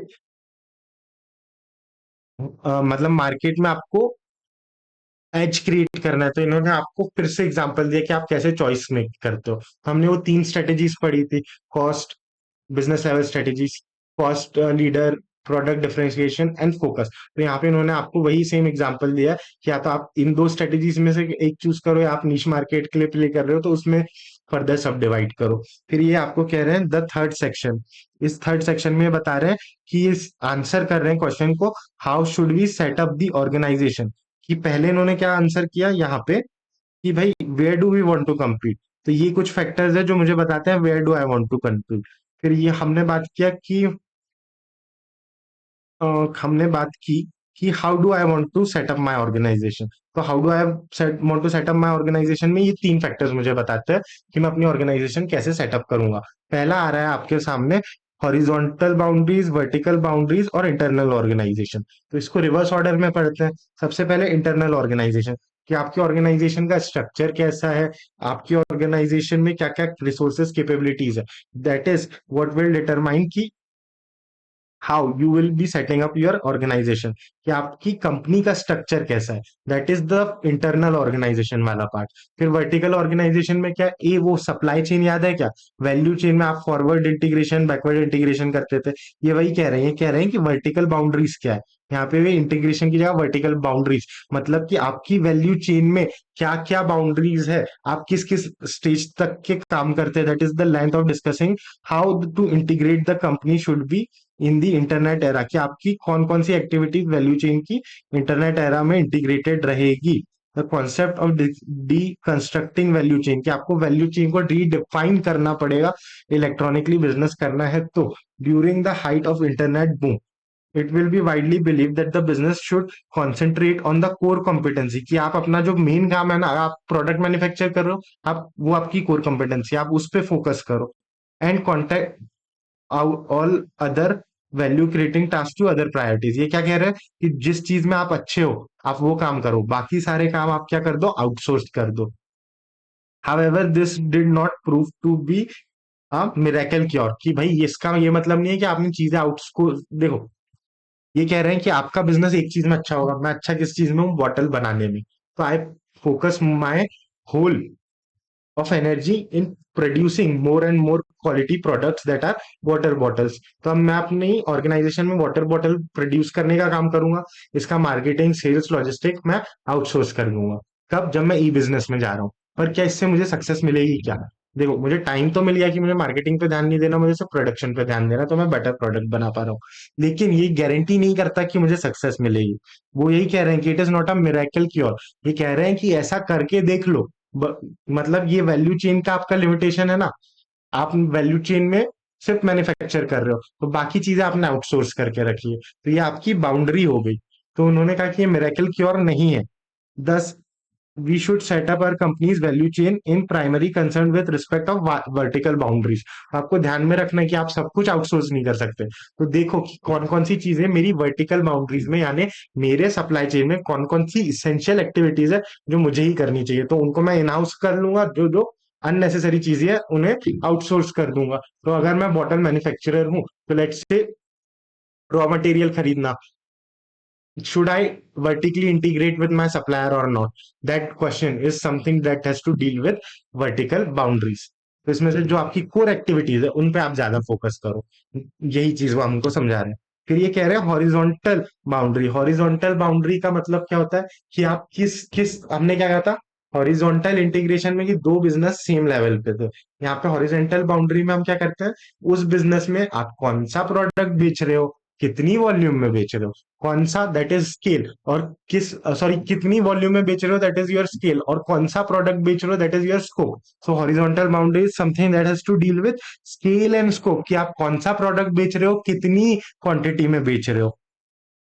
Having in an organization, the first question we must answer is the horizontal limitation. horizontal limitation में हम देखते हैं स्केल एंड स्कोप क्या है आपके ऑर्गेनाइजेशन का, कि आपके ऑर्गेनाइजेशन का कितना बड़ा मार्केट शेयर है। और हम आंसर करने की कोशिश करते हैं आपकी हॉरिजॉन्टल बाउंड्रीज क्या है, आपकी प्रोडक्ट रेंजेस क्या है, उनकी सेल्स क्या है।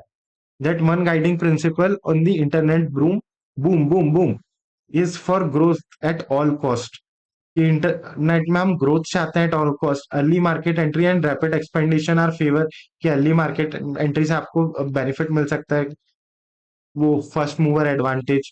And the number of drawbacks that may ambit e business startups are ignored, कि भाई इलेक्ट्रॉनिकली हर कोई बिजनेस को इलेक्ट्रॉनिकली शिफ्ट करने के लिए फोकस्ड है, कि हर कोई अपना बिजनेस इलेक्ट्रॉनिकली लाना चाह रहा है। तो इसका फायदा तो ये है कि आपको फर्स्ट मूवर एडवांटेज मिलेगा, बट साथ ही साथ में एक दिक्कत ये है कि इस चक्कर में आप जो अपने रिस्क है ना, उनको इनको इनको अवॉइड कर जा सकते हैं। So that is the thing they have said here. इसके बाद ये बात कर रहे हैं एआई। एआई का मतलब क्या होता है, ये देखते हैं। या पहले ब्लॉकचेन सिखा दूं क्या? एआई है, फिनटेक है, फिनटेक के यूजेस है, रेगुलेशन है, ब्लॉकचेन है। ओके, चलो इसी ऑर्डर में करते हैं, let's not jumble up things. I thought कि ये लास्ट टॉपिक था, but we have two more topics to go. तो सबसे पहले ये बात कर रहे हैं एआई के। तो एआई क्या होता है? एआई का पर्पस ये है कि आपकी कंप्यूटर्स है, आपकी मशीन है, आप अपनी मशीन्स को ऐसे रिडिफाइन करो कि वो ह्यूमन लॉजिक से सोच सके, कि एक इंसान किस तरीके से सोचता है, एक इंसान किस तरीके से जजमेंट ड्रॉ करता है, एक इंसान क्या क्या काम कर सकता है। तो आपने अपने सिस्टम्स को इस तरीके से ट्रेन करना है कि वो एक human like thought process create कर सके, वो ह्यूमन लाइक वैल्यू क्रिएशन कर सके, वो ह्यूमन टास्क को परफॉर्म कर सके। That is nothing but artificial intelligence.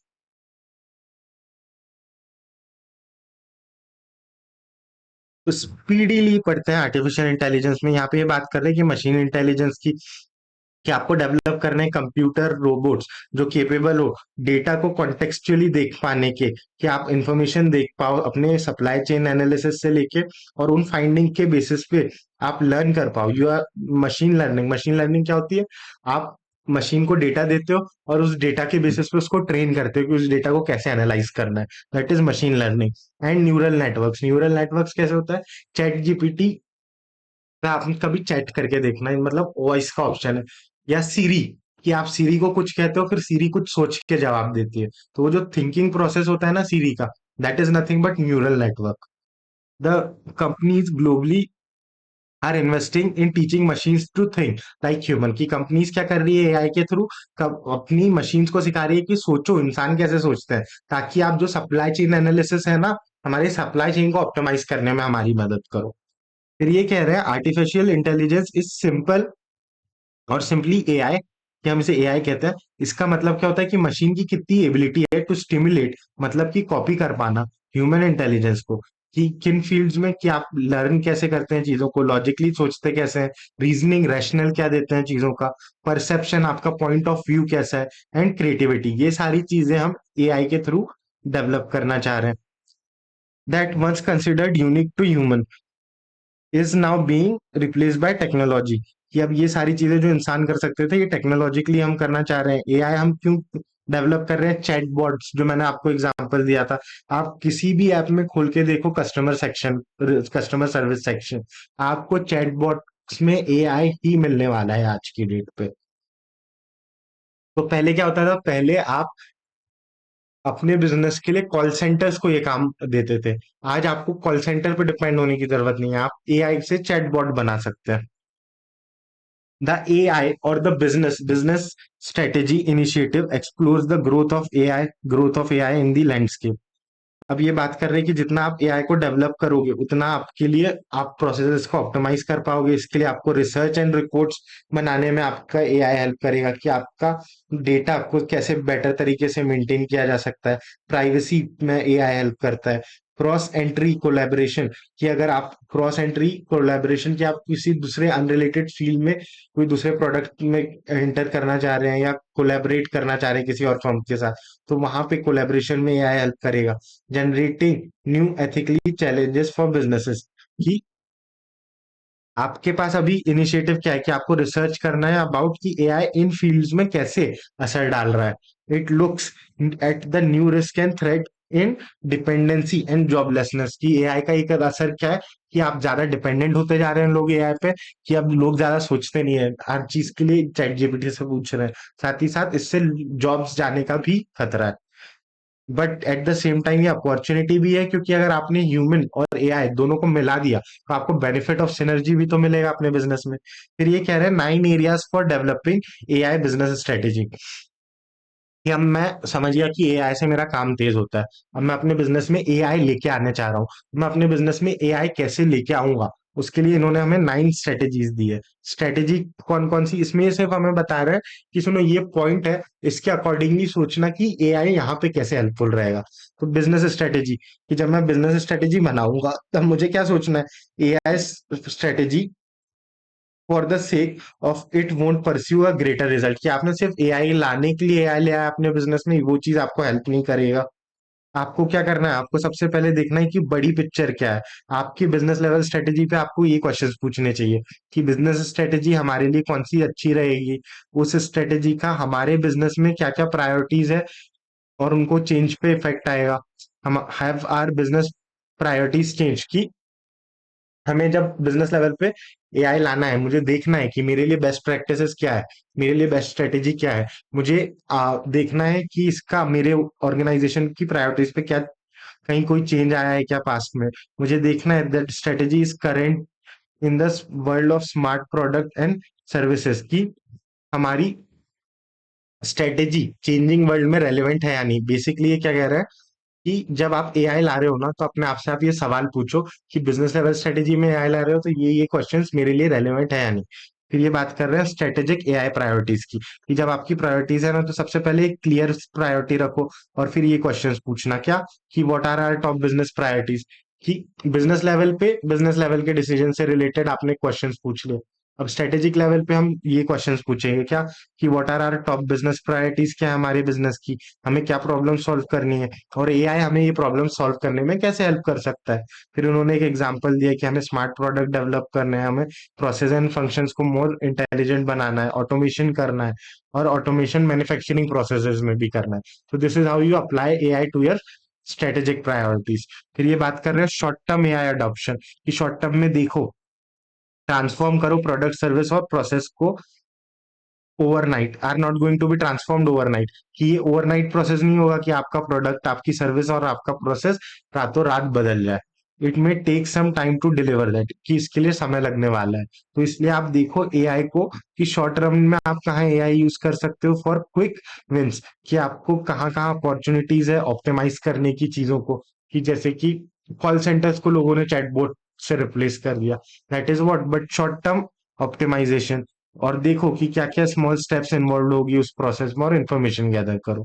फिर डेटा सिनर्जी, की देखो आपके पास बिजनेस में ढेर सारा डेटा होता है और उस डेटा के साथ कुछ इश्यूज होते हैं, तो ये कुछ इश्यूज है जिनको आप सॉल्व कर सकते हो एआई की मदद से। फिर राइट डेटा कैसे सॉर्ट करोगे आप एआई के लिए, do you have enough data, मतलब देखो, एआई आपको डेटा सॉर्ट करने में भी हेल्प करता है, एआई को फंक्शनली ट्रेन करने के लिए भी आपको डेटा लगता है, तो डेटा बिकम्स वेरी इंपॉर्टेंट।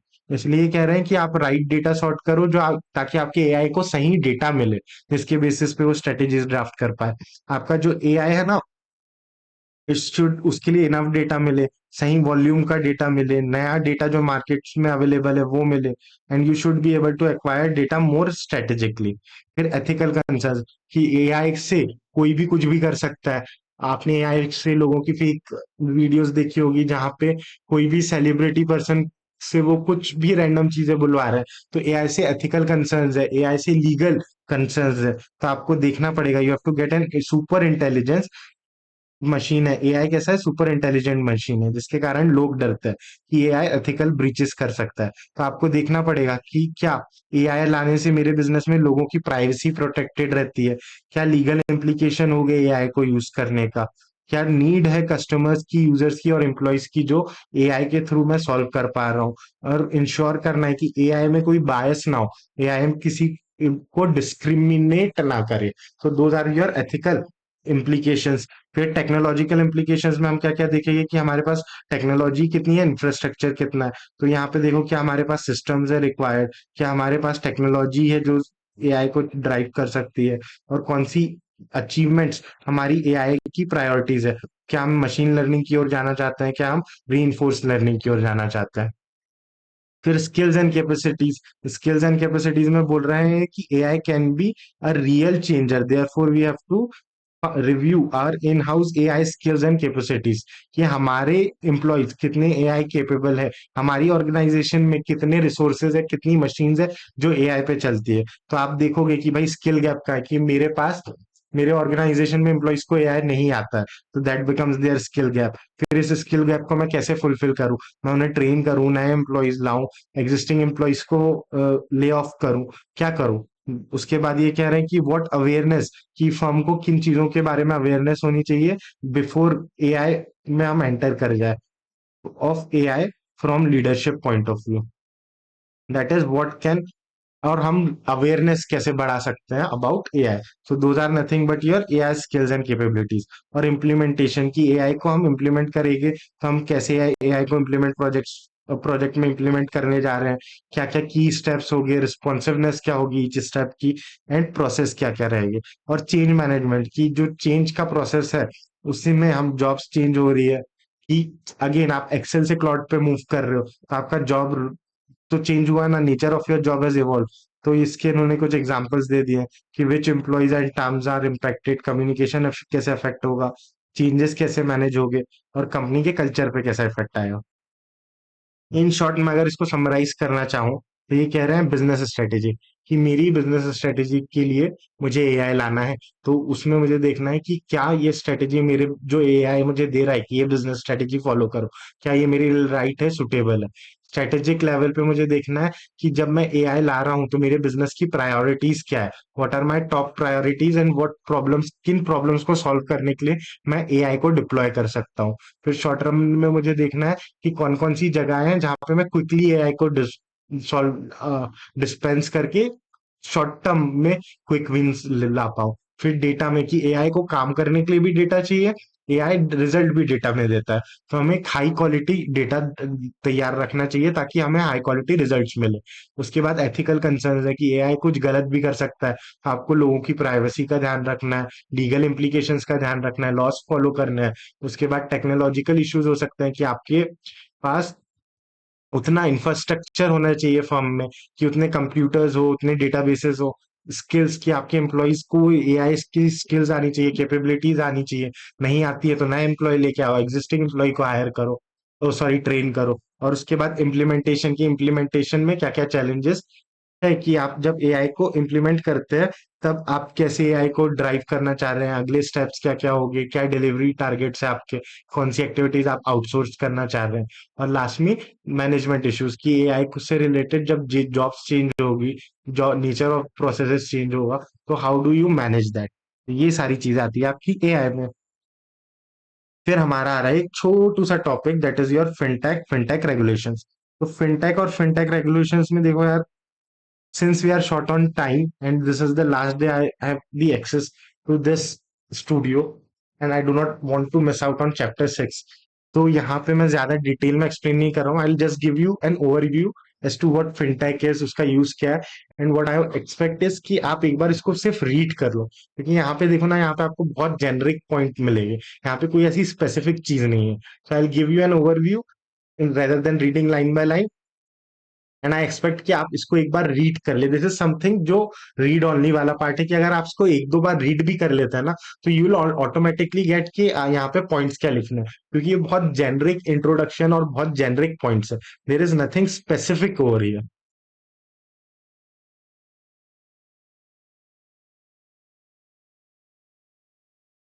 और इसका ट्रेड ऑफ हम ये कर रहे हैं कि we are minimizing time here, ताकि हम ब्लॉकचेन पे थोड़ा एक्सप्लेनेटरी पार्ट पे टाइम दे पाए। तो इन्होंने क्या कहा, फिनटेक फिनटेक क्या होता है कि देखो, नई टेक्नोलॉजीज आ रही है जिसके कारण ऑटोमेशन हो रहा है फाइनेंशियल सर्विसेज में। पहले इसी से हमारा कोर फिनटेक की ओर मूव कर रहा है, जिसके कारण कंपनीज को हेल्प हो रही है, ताकि वो अपने फाइनेंशियल रिसोर्सेज, ऑपरेशंस और प्रोसेसेस को ज्यादा स्पेशलाइज सॉफ्टवेयर के थ्रू कंडक्ट कर पाए। देखो फिनटेक कैसे इवॉल्व हुआ कि पहले सारी अकाउंटिंग होती थी मैन्युअली, फिर कंप्यूटर्स आए, तो बैंक्स ने कंप्यूटर्स को अडॉप्ट किया। क्यों? क्योंकि वहां ट्रांजैक्शन वॉल्यूम बहुत ज्यादा था, कि एक दिन में बहुत सारे ट्रांजैक्शन होते हैं और बहुत हाई वैल्यू ट्रांजैक्शन होते हैं। तो वहां से टेक्नोलॉजी और फाइनेंस मिक्स होना शुरू हुआ।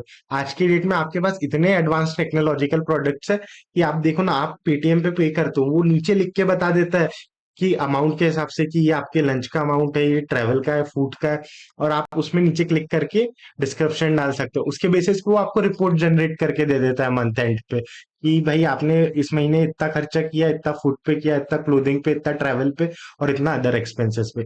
सेम चीज आपके बैंकिंग एप्स भी आपके लिए कर रहे हैं। तो ये वही कह रहे हैं कि एआई की वजह से आप ज्यादा बेटर फाइनेंशियल रिपोर्ट्स जनरेट कर पा रहे हैं। फिर ये कह रहा है कि एआई बताता है कि कैसे पीपल ट्रांजैक्ट कर रहे हैं, लोग कैसे ट्रांजैक्ट कर रहे हैं।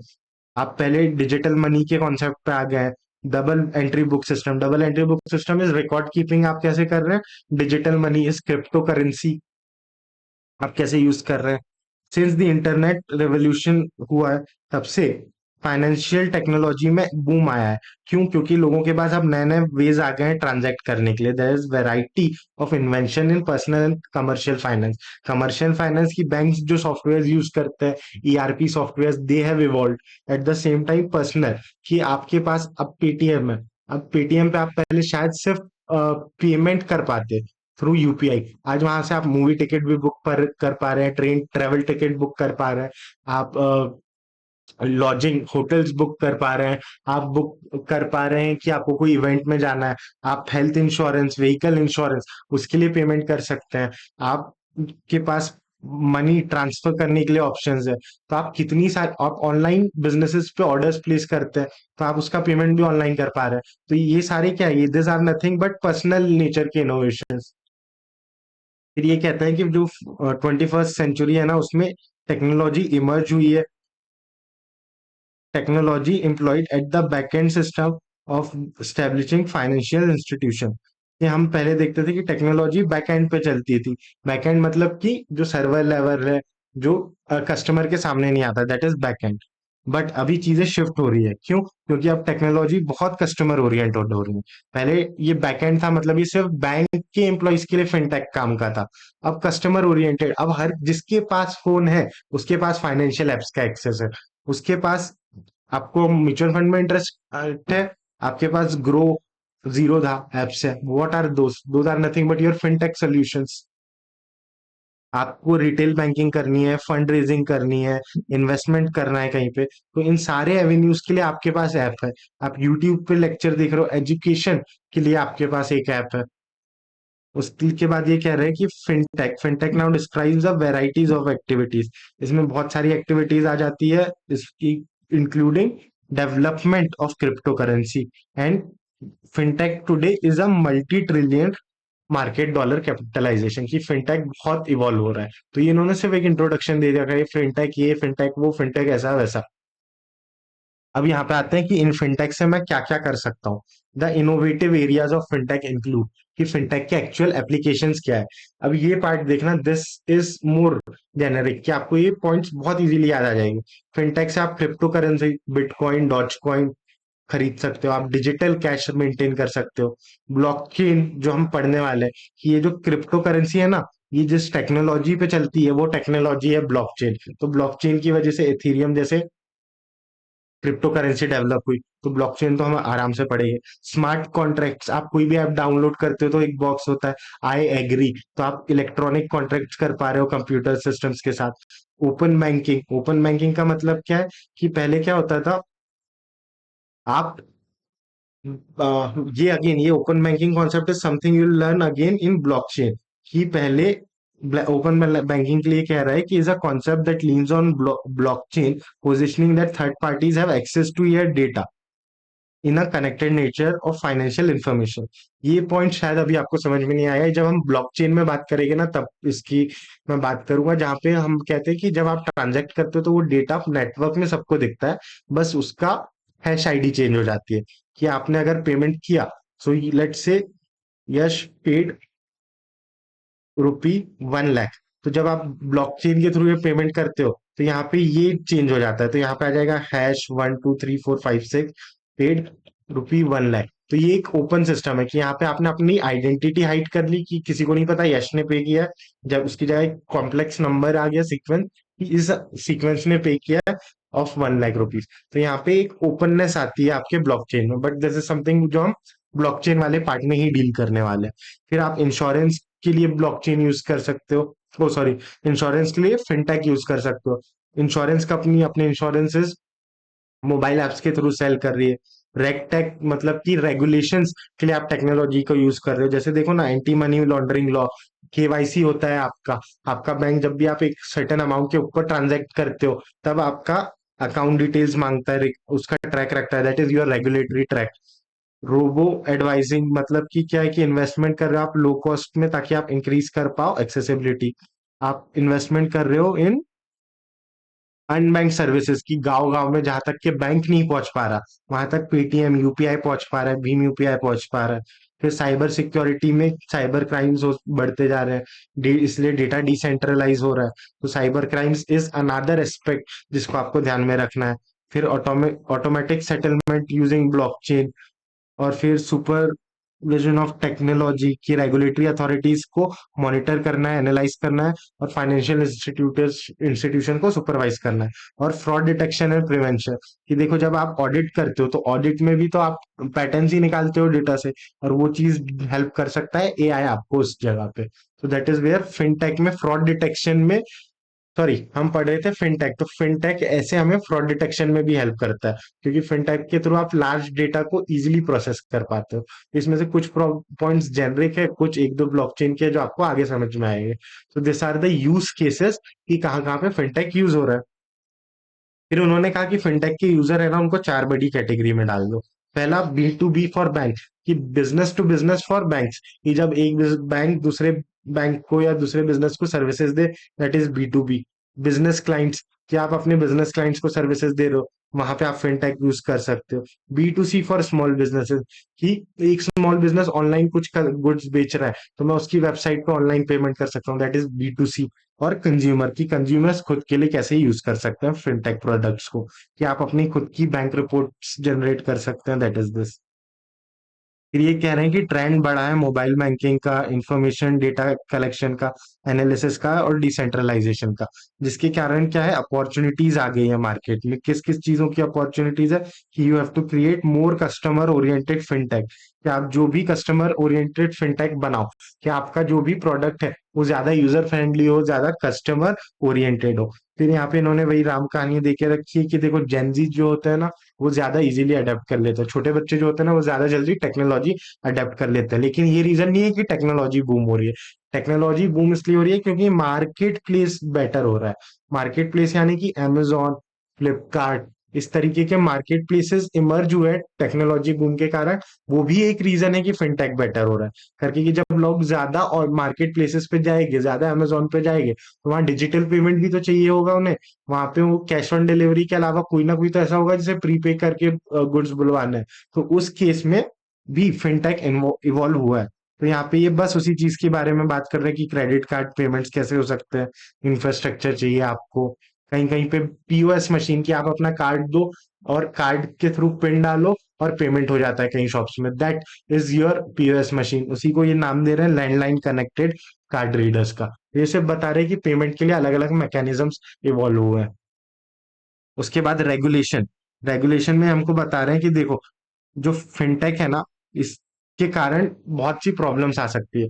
तो इसलिए गवर्नमेंट को हैवी नीड है इनको रेगुलेट करने की। गवर्नमेंट ने anti money law, money laundering bill लाया। क्यों? ताकि वो फाइनेंशियल सिस्टम को रेगुलेट कर सके, क्योंकि आजकल इलेक्ट्रॉनिकली पैसे एक जगह से इजीली दूसरी जगह पहुंच जाता है। So this is where the regulatory framework comes into picture.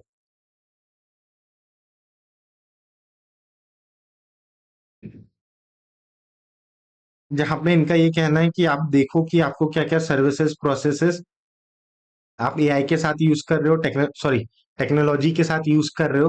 तो how do you prevent your self from being defrauded, और सिस्टम वनरेबिलिटीज के अगेंस्ट आप कितने ज्यादा रेजिलियंट हो सकते हो। तो उसी के लिए क्या कहते हैं कि financial services are amongst the most heavily regulated sector. सबसे ज्यादा लॉस बैंक्स में ही होता है, क्योंकि ये यहाँ पे फ्रॉड के चांसेस ज्यादा होते हैं। तो जहां भी पैसा है वहां रेगुलेटरी फ्रेमवर्क आएगा, वहां फिनटेक आएगा। तो ये चीजें आपको इंटीग्रेट करते हुए चलनी पड़ेगी। आपको देखना पड़ेगा कि प्रॉब्लम में क्या क्या प्रॉब्लम्स हो सकती है आपकी टेक्नोलॉजी के फंक्शन के साथ, और उससे इंडस्ट्री पे क्या क्या असर हो सकता है। मान लीजिए आपने एक ऐप बनाया ऑनलाइन पेमेंट्स के लिए, अब वो ऐप क्रैश हो जाता है या पेमेंट डिले होती है। जो पहले यूपीआई पेमेंट्स में बहुत होता था कि आपने पेमेंट कर दिया, पेमेंट अंडर प्रोसेसिंग पहुंच गई। तो that was a problem with technology. इसका इफेक्ट क्या, इम्पैक्ट क्या है बिजनेस डिसीजन पे, कि आपको पेमेंट्स लेट मिल रही है। कस्टमर कह रहा है मैंने पेमेंट कर दी, बायर के सॉरी सेलर कह रहा है कि मेरे अकाउंट में रिफ्लेक्ट नहीं हुई है, बट यहाँ पे तो पेमेंट प्रोसेसिंग आ रहा है। तो इसका तो इम्पैक्ट आएगा ना इसकी सप्लाई चेन पे अल्टीमेटली, इसके ट्रांजैक्शंस पे। तो that is why we need a regulatory framework. यहाँ पे ये क्या कह रहे हैं कि फाइनेंशियल सिस्टम्स कैसे होते हैं वनरेबल। क्यों? क्योंकि फाइनेंशियल सिस्टम हैक हो सकते हैं, फाइनेंशियल सिस्टम पे थ्रेट रहता है कि कुछ ना कुछ बुरा हो सकता है फाइनेंशियल सिस्टम्स के साथ। So financial systems are vulnerable to hacking. जैसे आपने देखा होगा क्रेडिट कार्ड हैक हो जाते हैं लोगों के, सिस्टम्स डैमेज हो सकते हैं, पर्सनल इंफॉर्मेशन जो है लीक हो सकती है। That is a risk to your privacy. आपको पता हो ना हो, बट आप देखना हर थोड़े दिन में एक न्यूज आती है कि इस बैंक के क्रेडिट कार्ड की इंफॉर्मेशन लीक हो गई। कि जो आपका पर्सनल डेटा है, नेम, डेट ऑफ बर्थ, ये सारी चीजें, बैंक का क्रेडिट कार्ड का नंबर, ये सारी चीजें एक एक्सेल शीट में एक एक दो दो रुपए के भाव से बिकती है ऑनलाइन मार्केट में, जिनको आप डार्क वेब कहते हो। शुरू शुरू में इसकी बहुत न्यूज़ेस आती थी। So that is where you can say there is a vulnerability, कि आपकी प्राइवेसी ब्रीच हो सकती है। तो that is how financial systems are vulnerable, जिसके कारण आपको तेजी से टेक्नोलॉजी मूव होती है। तो जब आप तेजी से टेक्नोलॉजी मूव होती है, so there is a risk of collision, कि जब आप तेजी से मूव करते हो तो आप चीजों को ब्रेक करते हो। इसीलिए आपको रिस्क अवर्जन, और आप इतने ज्यादा रिस्क अवर्जन में नहीं रहते हो। तो ये कह रहे हैं कि ये सारे कारण है जिसके कारण हमें क्या है, ज्यादा स्ट्रॉन्ग फाइनेंशियल सिस्टम को रेगुलेट करने के लिए, फिनटेक को रेगुलेट करने के लिए लॉज लाने चाहिए, रेगुलेटरी रिक्वायरमेंट्स लानी चाहिए। उसके बाद ये कह रहे हैं कि in the emerging world of crypto currency, कि आप क्रिप्टो करेंसी में जा रहे हो। अब देखो, एक देश का नोट आप एक देश में ही चला सकते हो, उसको फिजिकली ट्रांसफर करना उसी देश में मुश्किल है। बैंक के चैनल के थ्रू लेके जाओगे और इलिसिट पैसा है या अनडिक्लेयर्ड इनकम है, ब्लैक मनी है, तो पकड़े जाओगे। फिजिकल नोट्स आप रख नहीं सकते। फिर अगली चीज क्या है, बट क्रिप्टो करेंसी में वो प्रॉब्लम नहीं है। आप एक देश की क्रिप्टो करेंसी दूसरे देश में आराम से ट्रांसफर कर सकते हो, और सिर्फ एक बटन ही तो दबाना है आपने। तो ये सारी प्रॉब्लम्स आ रही है। तो द इनिशियल कॉइन ऑफरिंग्स जैसे हम कहते हैं are a new form of fund raising. मतलब कि इन्होंने क्या कहा कि आजकल फर्म्स क्या करती है, आजकल कंपनी है वो जाती है एक ऑनलाइन प्लेटफॉर्म में, कहती है मेरा प्रोडक्ट है, ये मेरा स्टार्टअप है, और इसके लिए फंड रेज करती है वो। तो जैसे आपने शार्क टैंक में देखा होगा, just imagine that, but digitally, कि एक कंपनी अपना पेज बना देगी, वहां लिस्ट करेगी अपने आप को एक स्टार्टअप, और क्राउड फंडिंग करेगी कि लोगों से ही पैसा लेगी, कि मैं 50 रुपए दे सकता हूँ, कोई और 100 रुपए दे सकता है, कोई और लाख रुपए दे सकता है। तो ऐसे करके वो क्राउड फंड करते हैं। बट उसी के स्कैम्स होने लगे। क्यों? क्योंकि मल्टीपल फेक कंपनीज लिस्ट हो जाती थी क्राउड फंडिंग प्लेटफॉर्म से, पैसा जनरेट करती थी, और वो मनी लेके रन अवे हो जाती थी। तो that is the reason of frauds, की आपको मेजर कंप्लायंसेस करने की जरूरत है। Regarding the past tax of SEC, SEC क्या है? ये बेसिकली जैसे इंडिया में सेबी होता है, वैसे यूएस में एसईसी होता है। तो ये यूएस के परस्पेक्टिव से उन्होंने लिखा है कि जो भी आपकी रेगुलेटरी बॉडी है फाइनेंस से रिलेटेड आपकी कंट्री में, क्योंकि ये फंड रेजिंग की बात कर रहे हैं ना, फंड रेजिंग आईपीओज में होता है, जैसे something to deal with market, तो वहां पे एसईसी मार्केट को रेगुलेट करता है यूएस में। तो वैसे ही आपकी जो भी रिस्पेक्टिव बॉडीज है उनको फाइनेंशियल टेक्नोलॉजी को ज्यादा बेटर तरीके से रिग्रेसिवली ग्रिल करना चाहिए, उनकी वर्नेबिलिटीज को टेस्ट करना चाहिए और कंप्लायंस रिक्वायरमेंट्स लानी चाहिए। Because of the diversity in fintech disruption it is difficult to form a single and comprehensive policy बनाने में दिक्कत है। इसलिए जरूरत क्या है, हमें जनरल डेटा प्रोटेक्शन रेगुलेशंस की जरूरत है। कि गवर्नमेंट जैसे डेटा प्रोटेक्शन बिल लेके आई थी, तो आपको एक रेगुलेशन चाहिए कि आप डेटा प्रोटेक्ट करके चलेंगे। जैसे कि जब आप केवाईसी करवाते हैं तो आपका आधार पैन सामने वाले के पास है, तो उसके ऊपर ऑब्लिगेशन होना चाहिए कि वो उस आधार पैन को किसी और को न दे दे, नहीं तो आपकी प्राइवेसी हैम्पर होती है। तो इसीलिए आप देखेंगे कि जो बैंक है they follow an ISO, I think ISO certification होते हैं जिनके नंबर्स होते हैं 21001, इस तरीके के। ये सर्टिफिकेशन क्यों होते हैं, ये बताते हैं कि बैंक एक strict data protection norm follow करता है। वो कोई भी सेंसिटिव पर्सनल नेचर की डेटा या इंफॉर्मेशन को किसी थर्ड पार्टी को शेयर नहीं करेगा। तो ये सारी चीजें आती है डेटा रेगुलेटरी फ्रेमवर्क की, कि अगर आपको आप किसी भी बिजनेस को अपना सेंसिटिव डेटा दे रहे हैं, अपना पर्सनल डेटा दे रहे हैं, जिससे आपकी प्राइवेसी ब्रीच हो सकती है, तो वो ऑर्गेनाइजेशन की जिम्मेदारी है कि जो मुझे आपका डेटा मिला है वो मैं किसी थर्ड पार्टी को ना बेच दूं। सो that is why you need strong general data protection regulation and framework. और फिर ये बता रहे कंट्री में आईसीओस पॉपुलर हो रहा है, वही इनिशियल फंडिंग रेजिंग के लिए। तो उनके लिए भी आपको इन्वेस्टर को प्रोटेक्ट करने के लिए रेगुलेशंस लाने चाहिए। तो अभी यहाँ पे रुकते हैं। अब इसके बाद एक छोटा सा 10-15 मिनट्स का मैं वीडियो डाल दूंगा फॉर योर ब्लॉकचेन वाला पार्ट, और उसके बाद हम कंटिन्यू करेंगे हमारा चैप्टर 6। बट ये वाला जो पार्ट है something that you just need to give a quick read to. तो इसके बाद मैं मिलता हूँ आपको ब्लॉकचेन के साथ, और ब्लॉकचेन के बाद we are moving to our chapter 6। So till then, bye bye.